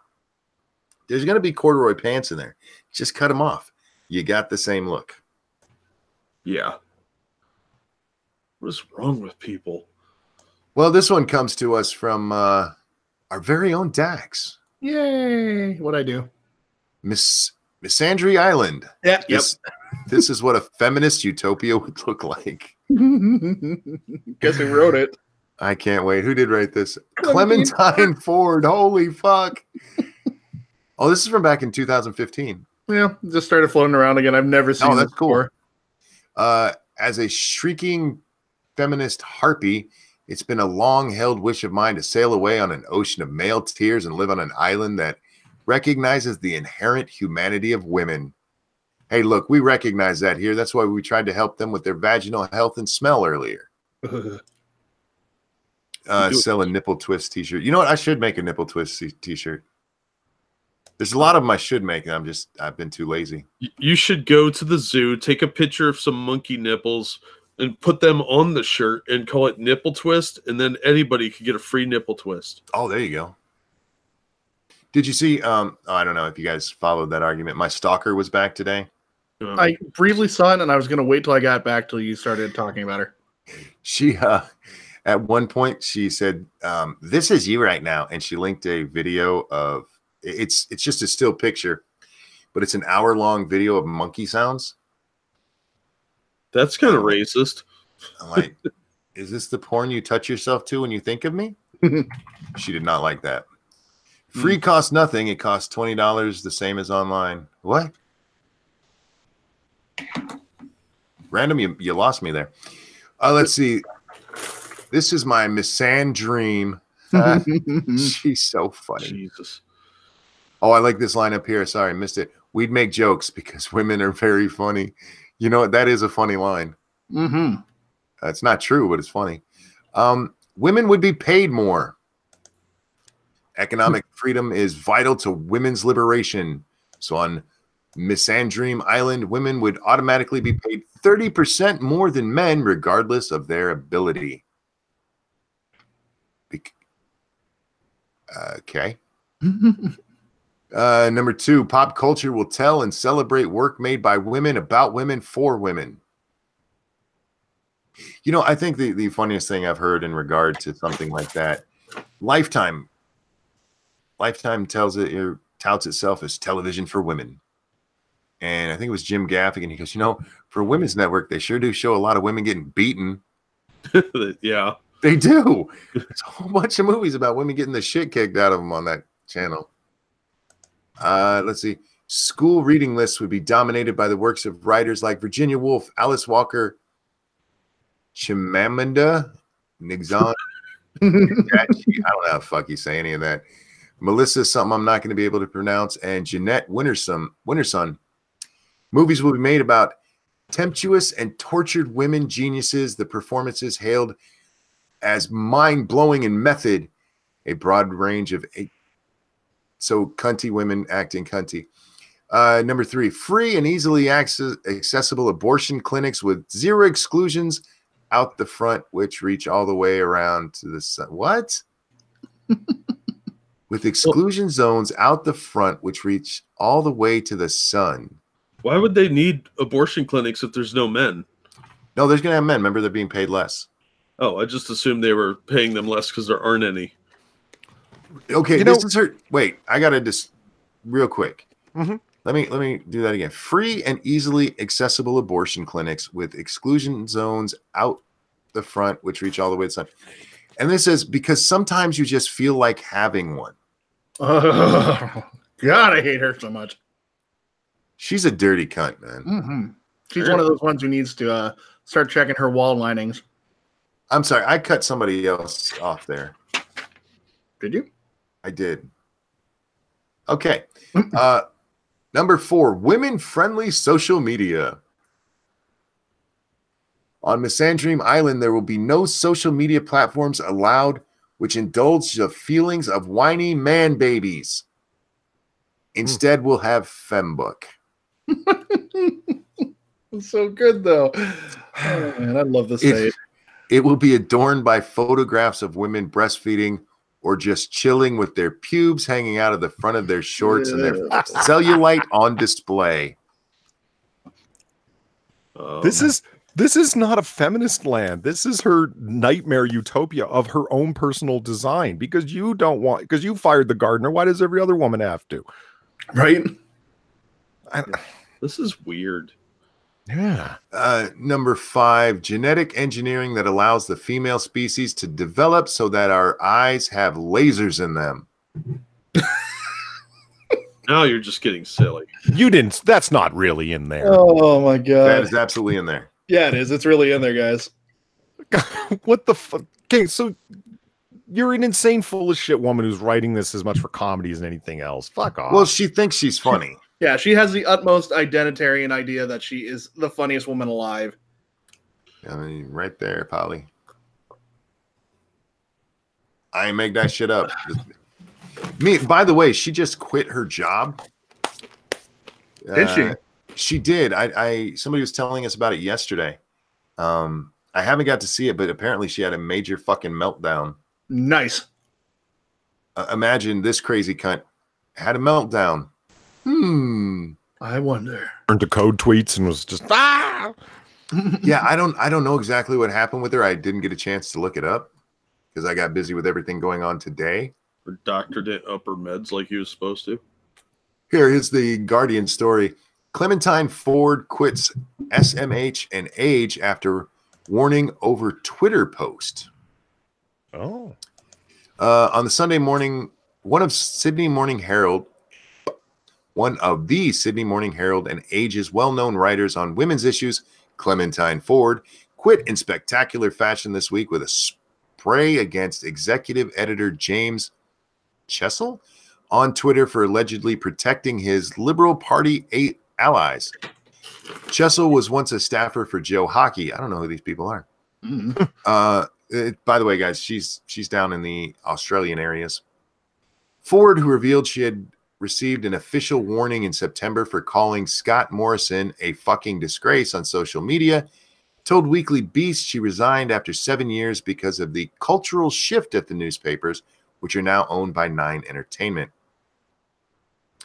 The site for which I primarily wrote has been moving in a direction I couldn't stomach, and I felt the new editor had values and a vision that was incompatible with mine, she said. The words I heard were slick, clean, and corporate. I did consider leaving in September, but as a freelancer and primary earner for my family, I don't have the luxury of quitting a job with nothing to do. Family. Aw. Wait a minute. Aw. Did you get a little bit of what it feels like to be a man, you cunt? She doesn't have the luxury to. She didn't have the luxury to quit, or Yeah, she still. I don't have the luxury of quitting a job with nothing to go to. Yeah. But isn't that what she just did? Well, I don't No, know. that was then. Maybe she has a new job to fall back on. Okay. Being a bitch is not a job. Wow. Well, actually, these days, I don't know. It is for her. Yeah. It's not a real job. Ford said she was not heavily edited in her columns and nothing specific had happened, but she felt heavily watched because her tweets were being monitored.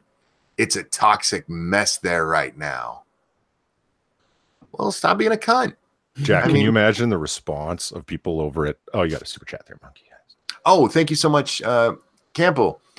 Hippity hoppity, women can't code properly. Where you been, Campbell? I haven't seen you in a couple days. He was just here, gonna say, like, Jack, can you imagine if Comics Pros actually... I think they would quit en masse in the same way. If their social media accounts were being watched so they weren't calling people Nazis and fucking retards and every other fucking thing, I think they would quit in frustration too, in the same exact way. Yeah, the entire corporate culture has to change for people like this to quit. They actually have to be told, keep doing this and you're fired. I don't like Monkey, if you were on Twitter, okay, so you worked at Walmart front end manager, right? If you had in your Twitter bio, you know, Mr. Ranting Monkey, front end manager at Walmart, this location, and you were online calling people retards and fuckers and racists and Nazis, would your bosses not at least talk to you about it? Oh, at Walmart, they'd have fired me for it. Yeah, you'd have fired for uttering the word racist. Dude, over in the comics industry, that shit's the norm. And they've got their fucking, in their bios, who they work for, all the past places that they've worked for, and no one ever tells them to stop. That's because the culture is so ingrained with it that management thinks the same way they do. If that ever changes, then they're going to be out. But like this chick, they can't handle criticism. And this woman's a great example of that. Look at that. Is one sad vagina if I've ever seen one. Wait, did she lose weight? Yes. Yeah, she did. Good for her, I guess. But I guess like her losing weight made her hair go gray. Yeah, she still has that I want to talk to your manager look. I was just about to say, yeah, you stole words out of my mouth. That's can I talk to your manager?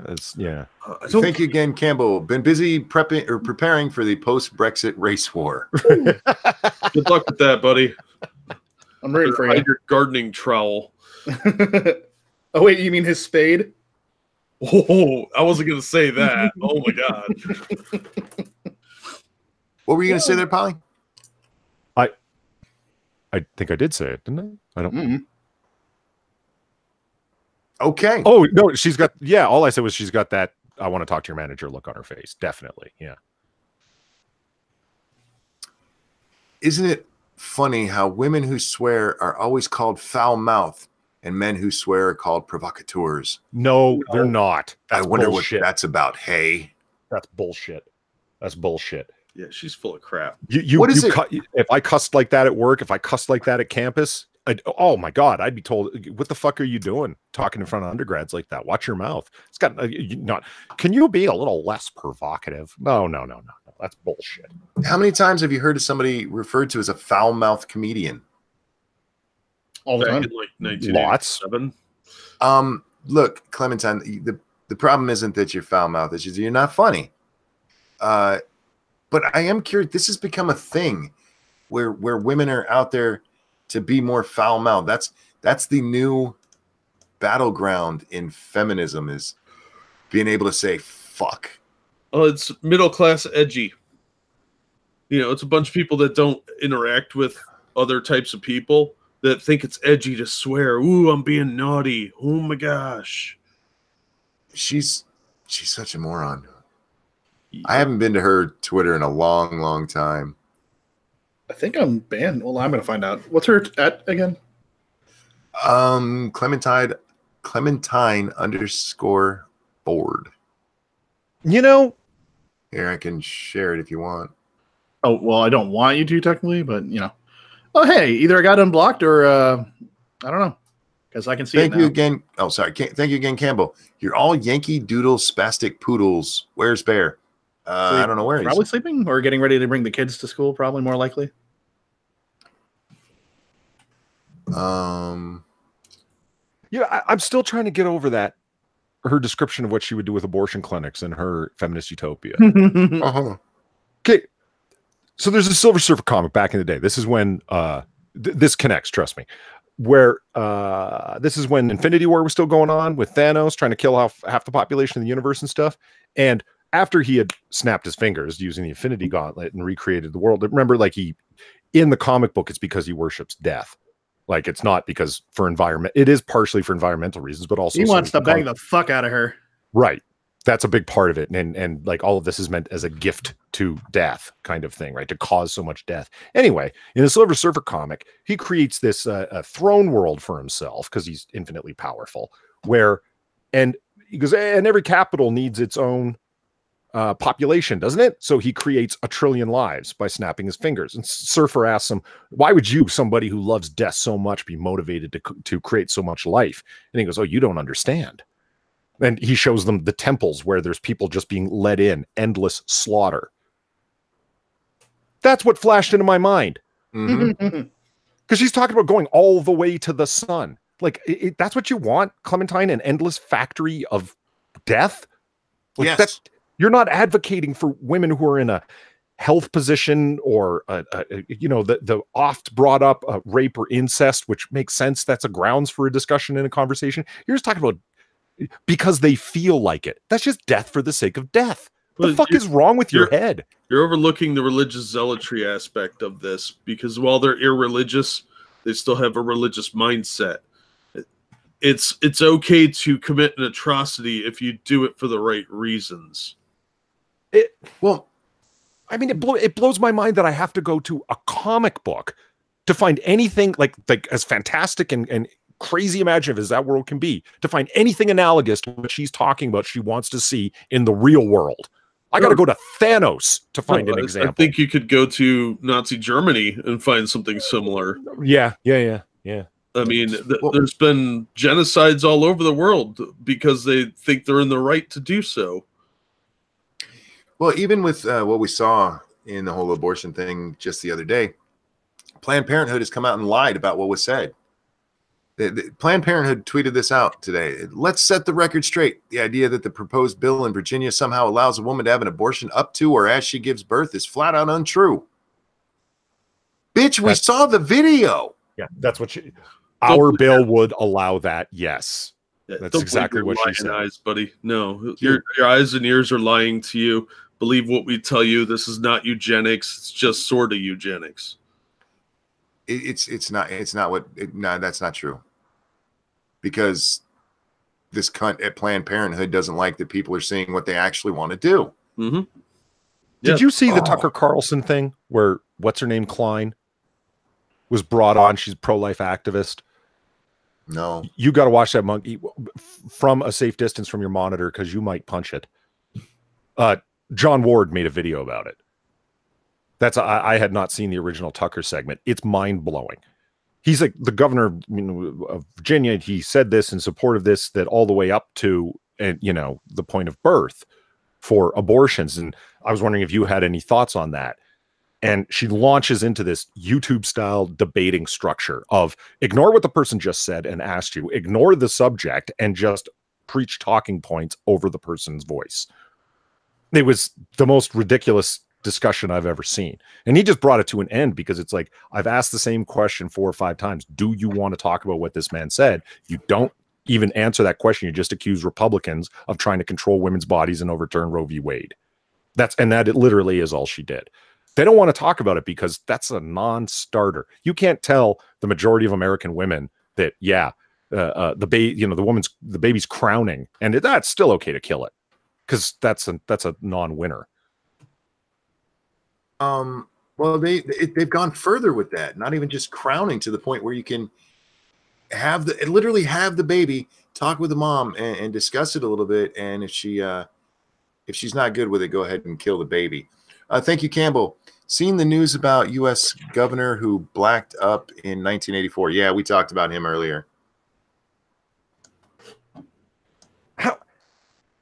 How is a health professional going along with that?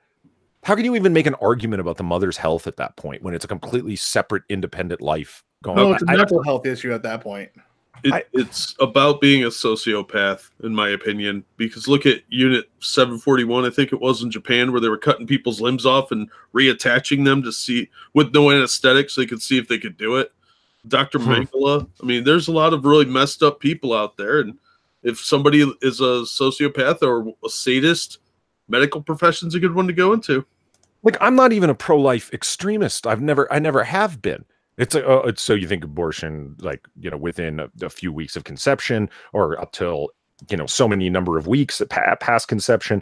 But they're talking about stuff that's just, Jack, I can't think of another word than it would take a sociopathic doctor to do this, would it not? Yeah. Like, this is fucking nuts. I'm not even a hardcore pro-lifer, but this is insane. Well, one, this is not new. That idea has been around for a while. There's actually 10 years or so ago, there was a paper that came out where there was a couple of assholes actually suggesting that a baby could be killed up to a month after, and it would still just be abortion. I remember that. Yeah. How do the arguments on it's just a clump of cells hold an ounce of water after that? Because the truth is they do not care about that baby at all. That baby, to them, might as well be herpes. It's something that the mother is infected with, and you need to get rid of to help her life. It's a parasite, like a tapeworm, and they want to cleanse them of themselves and others of it. They don't view these as babies. They're not real people to them, and it's pretty sick. Most of the people in my comments, the overwhelming majority who have said that they're pro-choice, I've said, look, I'm pro-choice. Maybe first trimester, anything after that, I'm not really for, but this is absolutely fucking ridiculous. And I'm paraphrasing, but if you go through, you can read that. But there was one person who actually asked, well, if it's living inside the woman and it's eating off her nutrients, is that really a different body? Is that really a baby? Isn't that like a parasite? Like, what the fuck are you talking about? It's a fucking baby, you idiot.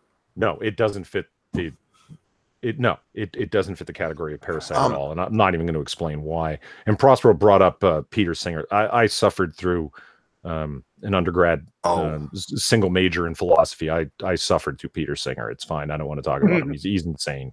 Real quick, Dax, you're in charge for a minute. Woohoo! But that's what these people are embracing, is that kind of mentality, and they're teaching young people that this is how it is. This is the science behind it. And as long as you convince people when they're young, they'll believe it when they're older, in theory. And unless there's an opposing voice, they're never going to think any other way. You know what? I'm fine with running anything through. There's, again, the philosophy education coming out. It's like, okay, it's a parasite and so forth. So what endows a baby with the right to life is the opinion of the mother. Because if you strangle a baby in its bassinet at 1 month old, you're guilty of murder, unless the mother didn't want the baby, in which case you have just euthanized it, and that's fine. So therefore, the only thing that endows somebody with a right to be alive and the ability to criminally convict somebody is whether or not the mother wants that person around. Really? What the fuck legal tradition is that coming out of? Doesn't matter. See, that's the problem with moving away from a religious society to a more secular society. You lose a lot of the grounding that your faith instills, even if it is like some crackpot goofy shit. So you have people waiting in the wings with even scarier ideas, looking to prey on those people. So when we alienate ourselves from a set of morals, you're going to get people that are looking to exploit that. And unfortunately, we have some people that are infanticidists or whatever that don't like babies and think they are a nuisance. And they think they're holding them back, so they want to destroy them. Or at least give you the option of destroying them. I think this is just eugenics repackaged, personally, but what do I know? The idea of eugenics is, in the sense that we're using it for the purpose of this conversation, is it not like we're going to better the species by, let's say people with extreme near or farsightedness? We're going to eliminate them out of the gene pool so they don't reproduce and pass on that deficiency. What is being eugenicized out of the gene pool through this process? Well, realistically, I would say it's probably minorities right now, because that's who's getting the most abortions. But it's more out of a sake of convenience that it's a different form of eugenics, I would argue. It's the same general principle, but applied in a socially convenient construct. I see that. Dax? Campbell. Bad. It's really just. I was hoping you were going to read it. Yeah, it's a sort of, it's an extension of moral relativism with eugenics peppered in, because they want to get rid of the defectives and the people they don't like. So what you're saying is it's functionally eugenics. Yeah, it's a social functionary. It's not, because there's no plan, right? Because it's it ends up being disproportionately within the United States black folks who are the per capita recipients of more abortions than any other demographic. Yeah, but that's not on a plan unless Margaret Singer had extreme foresight. Well, I don't know if it's a plan or not. I would be willing to bet there is some sort of plan in place, but I imagine the plan changes over time based on who's running things. Set in motion by whom? Margaret Sanger's acolytes. I mean, go back and read some of what those. So you actually think that the people at Planned Parenthood and her acolytes after the fact were like, yeah, let's continue to rid ourselves of the surplus poverty population through this method? You think so? I think that this is a bunch of people that think they are helping the bourgeoisie, are helping the proletariat rise up by getting rid of these burdens that are on them that will allow them to work more. I think that's what they thought at one time. I don't know if that's what they still think, but it would explain a lot about why they encourage these things to continue. And look where all these abortion centers are. I haven't seen too many Planned Parenthoods in really nice suburbs. They're usually in the inner city. So they're aiming it at poor people. They're advertising it to poor people or people that make irresponsible choices. And but when you look at, like, if we're just talking strict demographics in this, one of the least likely groups of people to take advantage of free abortion centers are low-income Hispanics. They have more children than other ethnic groups, and they got that heavy Catholic thing going on, i.e. no abortions. Yeah, but not that they all follow it 100%. I'm just saying it's an influence to their decision, if you know what I mean. Hispanics are, by and large, much more statistically likely to be religious, and they still have that grounded moral principle of abortions are bad. Whereas you get out into the other secular communities, they don't have that much anymore. Okay, so, but I mean, would that... Hey, Monkey. So would that not mean that they're failing in their goal to get rid of the poor? Because it's certainly not working with this Hispanic demographic. They just got to step up their game then. I mean, you see commercials for Planned Parenthood. What do you want? You do. Yeah. It's given as a birth control option in health classes. So I don't know how much more ingrained in the society you could ask for, other than, forcing people to get them, which... who knows? That may be down the road too. This is like a strange bedfellow situation for me. Like all of a sudden, I'm arguing on the same side as evangelical Christians, where it's like we need to defund Planned Parenthood from public funds at the very least. Like what China, the fuck? Real quick, gentlemen, did we get that super chat? What, the one that says we must destroy everything non-white? Yeah. Yeah. Okay, and thank you, Snubbirth. Trump did a Facebook post. He believes vaccines may cause autism. Really? Yeah, he's done that sort of thing. He used to be like, he's much more questioning now, but he used to be an anti-vaxxer. At least that's what I've heard. Anyway, Dina B with this, and this is a line that's brought up, but it can't be brought up enough. Whatever happened to accessible, safe, and rare? You know what? Now, like, kind of the cobwebs have been pulled off, and that was a bullshit line just to cause people to acquiesce to it becoming law. It seems. Yeah, well, of course, it's pandering to try and get what they want pushed through. They'll lie to you. They're politicians. That's you can't trust a politician. But look at China's social credit system that they've instituted now. I expect we'll probably have something like that in the future if things keep going the way they are. They also had the one-child policy for a long time, and if you got pregnant, it would be a forced abortion because you're breaking the law by getting pregnant. So... do you really see that as an unlikely scenario with as much as these pseudo-death cultists embrace this? Real quick, thank you, Campbell, who says abortion for minorities is crime prevention. That's actually an argument that's made, is that with abortion, it lowers crime rates, and that's disturbing. It's disturbing that anyone make that seriously. Yeah, it's kind of an anti-poverty statement in a way, because you're saying that everybody that's having an abortion is some poor person that's going to immediately pop out a criminal. That's not necessarily true. Getting some of these motherfuckers to play against each other chess style might not be the worst thing imaginable. I would love to see Linda Sarsour, for example, cornered on the abortion issue. Oh, you're down for women's rights, except, and you're not in favor of Sharia law at all. You're just a faithful Muslim, all for women's rights, huh? Well, let's talk about abortion, Linda. Well, there was you already know how that's going to go. We saw it the other day when there was a Muslim woman who was very upset about how homosexuality was being taught in school. Mm-hmm.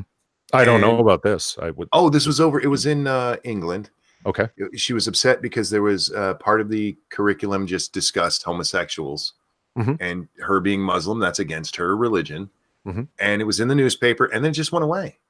There were no counter arguments about how this dirty Christian hates the gays. There wasn't a national outrage over it where they're all in their fucking secret Facebook private pages trading news talking points to each other. Nope, it just kind of went away because you had that Muslim there, and remember, you can't talk bad about the Muslims; they'll blow you up. Yeah, it'll blow up in your face. Somebody asked me this on Discord earlier. Well, okay, I'll admit it. I was the one who asked it. What's going to cause the downfall of the West first, Monkey, in your opinion? An exploding Muslim, fear of racism, or fear of being called a racist, or fear of being called a sexist? Why can't all those be true? Well, that was actually one person's answer. Fear of running out of socks. I actually think the last two are true. One person answered and said, you know what? I think the suicide Muslim is going to lead directly from the fear of being called a racist. Fair enough. One's going to lead to the other. And I'm like, that's not a bad answer. I mean, I just keep thinking about England as a bellwether. You know what I mean? Like, they're just a few years ahead of us. Well, we have an interesting experiment going on right now in the U.S. that people don't realize is going on with the two Muslims who were put in Congress. Muslim values don't go with Western values, guys. They just don't. And you have the one, Ilham Omar, who keeps accidentally saying anti-Semitic shit. Yeah, accidental. I love the way you say, yeah, accidental.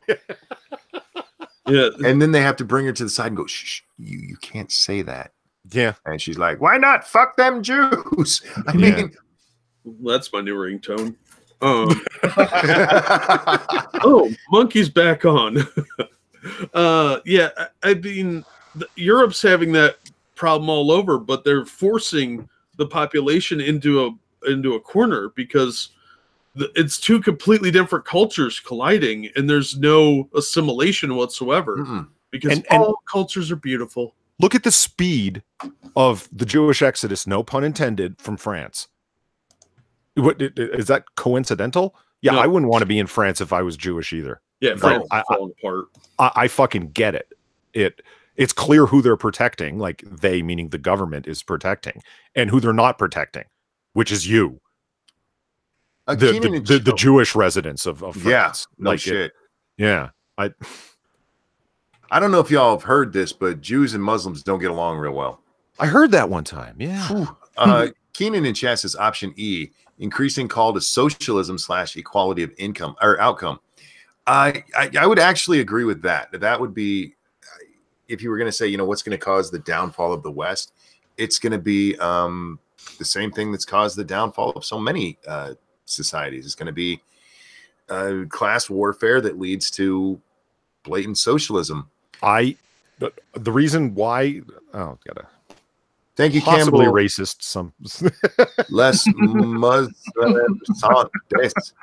and mocktails. Don't say it. You could get in trouble if there's a French speaker. I said it in English. It don't matter. I happen to know what it says, and it's not nice. I'm sure it's not. It's from Campbell. Campbell doesn't say a lot of nice things in the super chats. I mean, he might not be wrong, but the reason why it was structured in that way, because it seems the way that anybody who wants to get a certain something done from the so-called left achieves it by chanting racism and sexism. It's like, well, we need more socialist things. Like, how much does Alexandria Ocasio-Cortez bring those things up? Like, I want to install these socialist things because if you don't, you must be a racist. Like, that's the stick. You know what I mean? They've been trying the racist and sexist thing for so long, and it hasn't worked. It really hasn't, because that doesn't drive the same level of envy that class warfare does. And that's why you're seeing them push class warfare right now so hard, because that's the one proven thing that works. You point out how the haves and have-nots, and why dare the haves have. They shouldn't be able to have more money. That having billionaires is immoral. I remember listening. Okay, so you and Bronx Blog are going at it over on Sinatra's channel the other day. Oh, right? yeah. Right. Okay. And I'm listening to it, and what a debacle that was. No offense, Monkey, but Jesus. No, Christ, you're right. It was like the thing that stuck out to me, like that's still hanging with me, is the disdain and contempt that he talked about for people with wealth. Yes. Like, and I'm hearing just, dude, you just sound jealous and bitter. Yeah. Get off your ass, get off Twitter, and get out, get there, and get something. Like, if you remember, want wealth, go get wealth. Do drugs. Yeah, and he was arguing economics is a zero-sum game. I couldn't believe he was going there until the Liberty guy called him on it and said, "Yeah, that's a fallacy. Yeah, that's a fallacy. That there's a limitation on all these things. The only limitation is on resources." Understandably, he was acting like there's only $100 in the room, like to microcosm it, right? And if one guy's acting like we use the gold standard, right?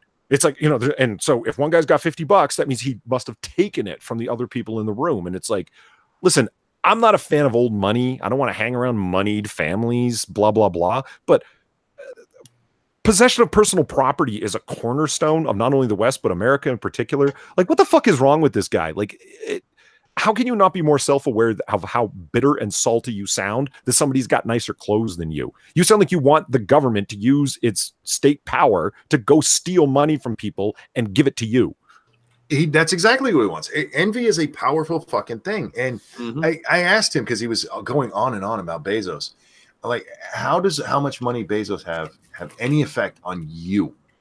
I love the way you said that. It's like, I remember reading that like Bezos got this much this week, and like it didn't really have an effect on my life to read that. And I'm like, right, like it's it's the only time you should be worrying about Bezos's money is when he's using it to influence politicians in such a way that something's happening. Okay, in that case, yeah, that's endangering democratic processes.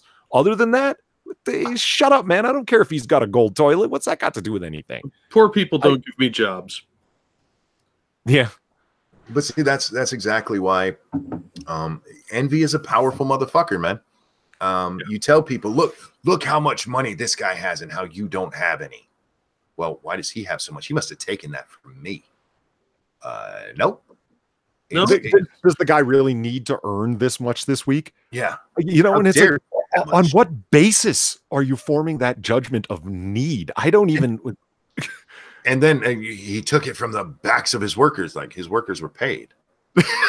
Yeah, these are indentured servants. They agreed to those terms. They agreed to that money. If they didn't like it, they could go somewhere else and work. I don't believe in complete laissez-faire. I believe in a regulated marketplace. I'm not a pure market capitalist like a Ben Shapiro, where absolutely complete deregulation is the path.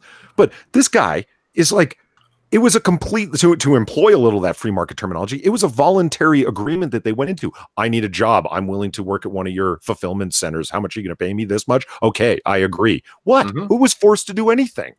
No. And that was, he said, when I told him, like, the person is selling themselves, he's like, no, yeah, you're selling your time, your labor there. That's what the worker brings to sell. And he, oh God, real quick. Thank you, Campbell. Ons Mo at Weir Ali Swarties? Swarte, I believe. I'm going with Swarties. Swarties. Reverse laugh. That's a funny word. Change my mind. Penis. I think that it's easy to convince people that have nothing that they're owed something if they're greedy or envious. And the only thing I could think of, there was a few points where he went full 60s utopian commune. Remember with the trucking thing? How are you going to get strawberries in New York out of season? That thing? Yes. He's like, well, people would eat locally. And like I said, he was 2 steps away from talking like the 60s commune wackos that I remember reading about, watching in documentaries, where we're all going to like eat everything local, man. Like, so in other words, no strawberries for New Yorkers, because like, seriously, you can't grow strawberries very well in New Jersey throughout the year. Look at what happened in the USSR with situation. people didn't have something, it created a black market. Same with prohibition here in the States. When you don't have something and you want it, that creates a void, and somebody's going to find a way to get it to you for the right price. That's all you're doing, is creating an underground black market economy. It didn't work out well, because that's how we got all those Chicago mobs and all those rum runners. So I don't understand how he thinks, or anybody can think, that there can be a utopia, because it never works. One person's utopia is another person's hell, and to try and force it on everybody never works. It always ends in tears and dead bodies. Sorry, Monkey, go ahead. No, go ahead. You first. It's just Prospero and I were talking about it, like sort of like extensively, that discussion that you had with Bronx Blogger, the debate you guys had, right? And it was, she got really upset about the idea of like capitalism, which is an economic system, versus socialism, which is a moral imperative and then imposes itself upon an economic system. And they're very, very different things. The point that I think is so important, where it's like, you guys got into the discussion around like, give me an example of socialism that was successful. And he went to places that have socialized medicine, like Canada, he mentions as an example, right? And you really had to pressure him to even name it, because of course, the classic thing we've all heard 1,000 times, but it needs to be promoted till everyone gets it. It's never been successful. And that's always socialism. Has never been successful. And my point is this: capitalism, that will name a successful capitalist country. And it's like, I can name lots. And as you did, right? Because this is the thing. Capitalism can fail. It can, and I can talk about it. There's the downside of capitalism. There's corporatism. There's cronyism. There's corporate scumbags who abuse their workers and so on, and pay off politicians to make sure that there's no rights protection. Yeah, of course, capitalism can go bad. Where on the other hand, socialism inevitably can do nothing but go bad. Well, my problem with the capitalism thing is what he would name as the failings of capitalism was always, well, there's poor people. Yeah. There's poor people. And I'm like, no, that's working as intended. You might not like that, but it's true. Capitalism is meant as a the ultimate self-sufficient work environment where it's not necessarily going to happen, but at least there's the opportunity that you're rewarded for how good you are. Where with socialism, and as it moves further into communism, which by the way is the goal of socialism, you're not rewarded. You're given what they decide you're worth at a fucking governmental level. And that's the part that everybody, okay, I'm going to get into this real quick, because socialism, guys, it is not fucking social security. Sorry, that is not socialism. It's not. That is social welfare. That is a different fucking thing. And he pointed to the Nordic countries, because that's where these fucknuts always go. Always fucking go. They love high white population countries. Have you noticed that? I've noticed. But they're not socialist. If you tell the leaders of the Nordic countries that they're socialist, they get mad, because they're not. I fucking hate this shit. You know, I don't like talking bad about people, generally speaking, when they're not around to defend themselves. But then some people just have it coming when they say shit like, well, what would workers do? And Bronx Blogger actually says, what did he say? Create art and music? Yeah, they create art. Yeah. I was like, are you fucking, like, you really are living in a utopian fantasy inside your head, aren't you? Campbell, real quick, thank you. If you're poor in the 21st century, you're a lazy cunt. Now, see, that's the kind of thing I'll still read, Campbell. Yeah, well, thank you for the donation. These are people that don't know their history most of the time. They know what the utopian side of the history that they're taught in schools. They're not old enough to remember seeing the bread lines in Russia, or how millions of people went and disappeared under Stalin's watch. They're not taught that. They're taught no.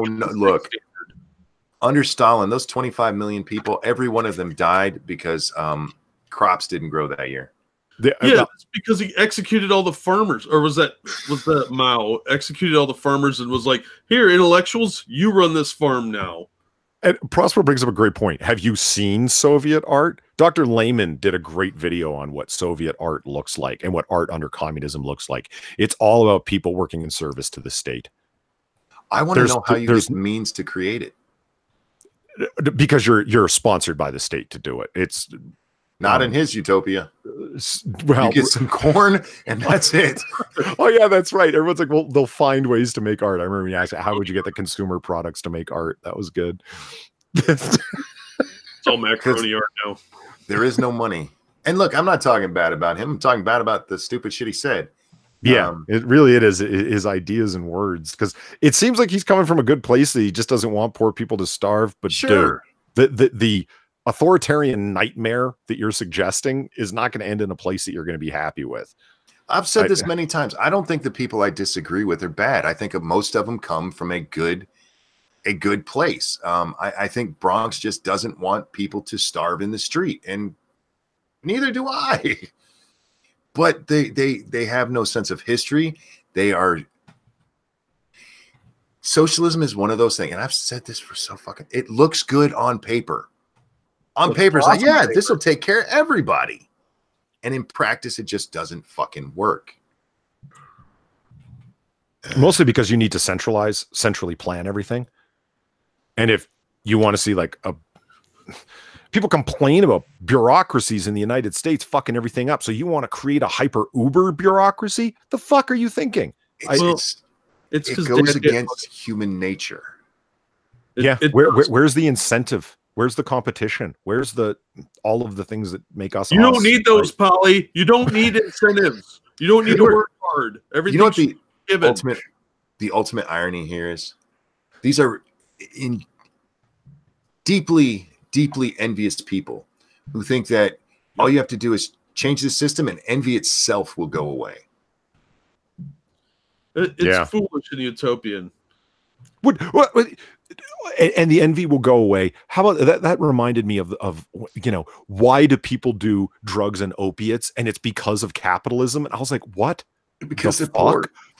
Like, no, people go do opiates because they're highly addictive and it's hitting every satisfactory nerve ending in your body. That's why they do drugs. It's addiction. It's real quick. Thank you, Campbell. Socialism is for feeble-minded poofs who love cock. Good job putting the accents on them O's. That was that part of the whole discussion. Mostly. The vast majority of drug addicts are poor people. I'm like, that certainly explains the death of a lot of rock stars. Yeah. Well, I just find it foolish because it really underestimates human motivation in any respect. I mean, people want things and they want to get them. And in order to do that, they will become criminals or work hard, whichever is easier. And I think it's really underestimating how societies actually function historically, and they just do not grasp that. They're too blinded by their own greed and envy because they don't have as much as they think they deserve, and they think they're going to get more under this system. It doesn't work that way. Communism just makes everybody poor unless they're running the show. And people there was a part in the debate where he talked about how capital or like the United States, we have a small government because somebody brought up how socialist countries are usually run by a really tiny group of people. And we don't have a small government? Not compared to 2 or 3 guys who have all the fucking money, all of the fucking food, can do whatever the fuck they want, and everybody else is starving. Venezuela. Yeah, I never brought up Venezuela. You don't need to. There's 1,000 other examples. I just left it there because I wanted to know. He was there to argue for socialism, and it's like, well, what? And he said, there's all kinds of different socialism. Like, pick one and argue for it. Because no matter what we said, it was like, well, that's not happening in this socialism. Like, okay, but what is your idea of it? Well, I'm not arguing that. Like, what the fuck are you arguing then? I mean, and we don't even need to really, I don't even think it's necessary to go to be talking about the happiness or welfare or general state and condition of the people. It's a usable argument, but it's not necessary. Let's just talk about the dead people. Under communist China, under Soviet Russia, under communist Cuba, under the Khmer Rouge.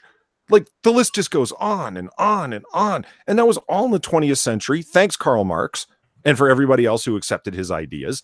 And people have to carry on about the Nazis and colonialism and all the death that caused. It did, but it was nothing compared to what communism caused. And you want to promote those ideals? Those are hate facts, Polly. Well, that's the one thing he got very offended about when I said that socialism requires fascism.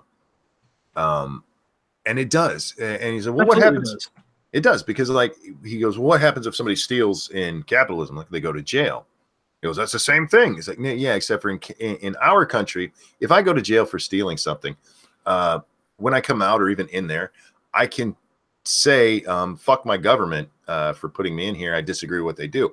You do that under a socialist regime, and they're going to shoot you in the face because you can't for stealing anyway. Yeah, they can't have dissenting opinions, because if they do, people will be like, wait a minute, weren't things better before this shit started? Well, and on top of that, in order to maintain societal control, since everything is owned by the state, you are stealing from everybody when you steal. When you take something that's not authorized to be yours. So they have to filter you out. Not to mention that he called anything he didn't like a fascist. From Tucker Carlson to he called the Nazis fascist. Like, what?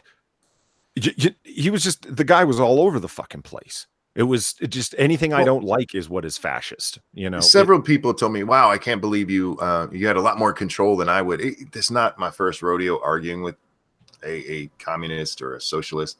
It's always the same thing. It's there's never been an actual socialist state. It's always been done wrong. Mm-hmm. That's why I couldn't argue with Commie in Space. He always drove me fucking nuts with that shit. Oh yeah, I argued with him once. That was a fun one. I was actually so laid back during that one because he was so easy. Thank you, Campbell. Consider the following. We must. Really? The only good commie's a dead commie. Not reading that other part, dude. I'm not. I mean, you can substitute some words and it would be pretty good, but yeah. Hey there, Bear. I have no problem securing the existence of our future. That's a great thing. I don't care what color the children are. How you doing, Bear? How you doing this morning, bud? Why are we talking to him? He's such a brownie boy. I did enjoy the debate. I like debating with people. It's fun. Oh man! So whatever happened to Communist in Space? Did he actually go to North Korea? He stopped all his internet stuff, as far as I know. Yeah, 2 months ago or so. Yeah, he just stopped everything. He'd invited me to come on his last stream he was doing, but I couldn't at the time. So yeah, me and Barry went and got to talk to Danky a little bit. That was fun. That wasn't a debate, to be honest. Well, most debates on YouTube aren't debates. I mean, they're just people arguing with each other. They're semi-formatted arguments. Yeah. I like to argue. And arguing's fine. I just think that taking a few cues from formal debate isn't the worst idea ever. It's you need a really tightly defined question that's stated in the affirmative. Be it the case that X, very specific, and one person takes the yay, one person takes the nay. Go.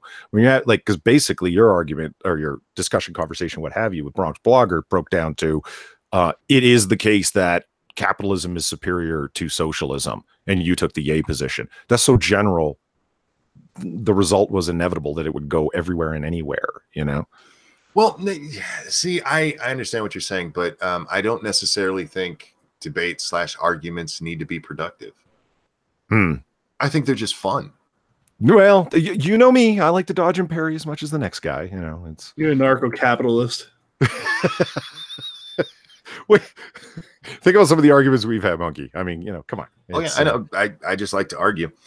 Well, I see so many people like they want these debates to actually do something or move somewhere or be productive in any way, and it's like that's not the point.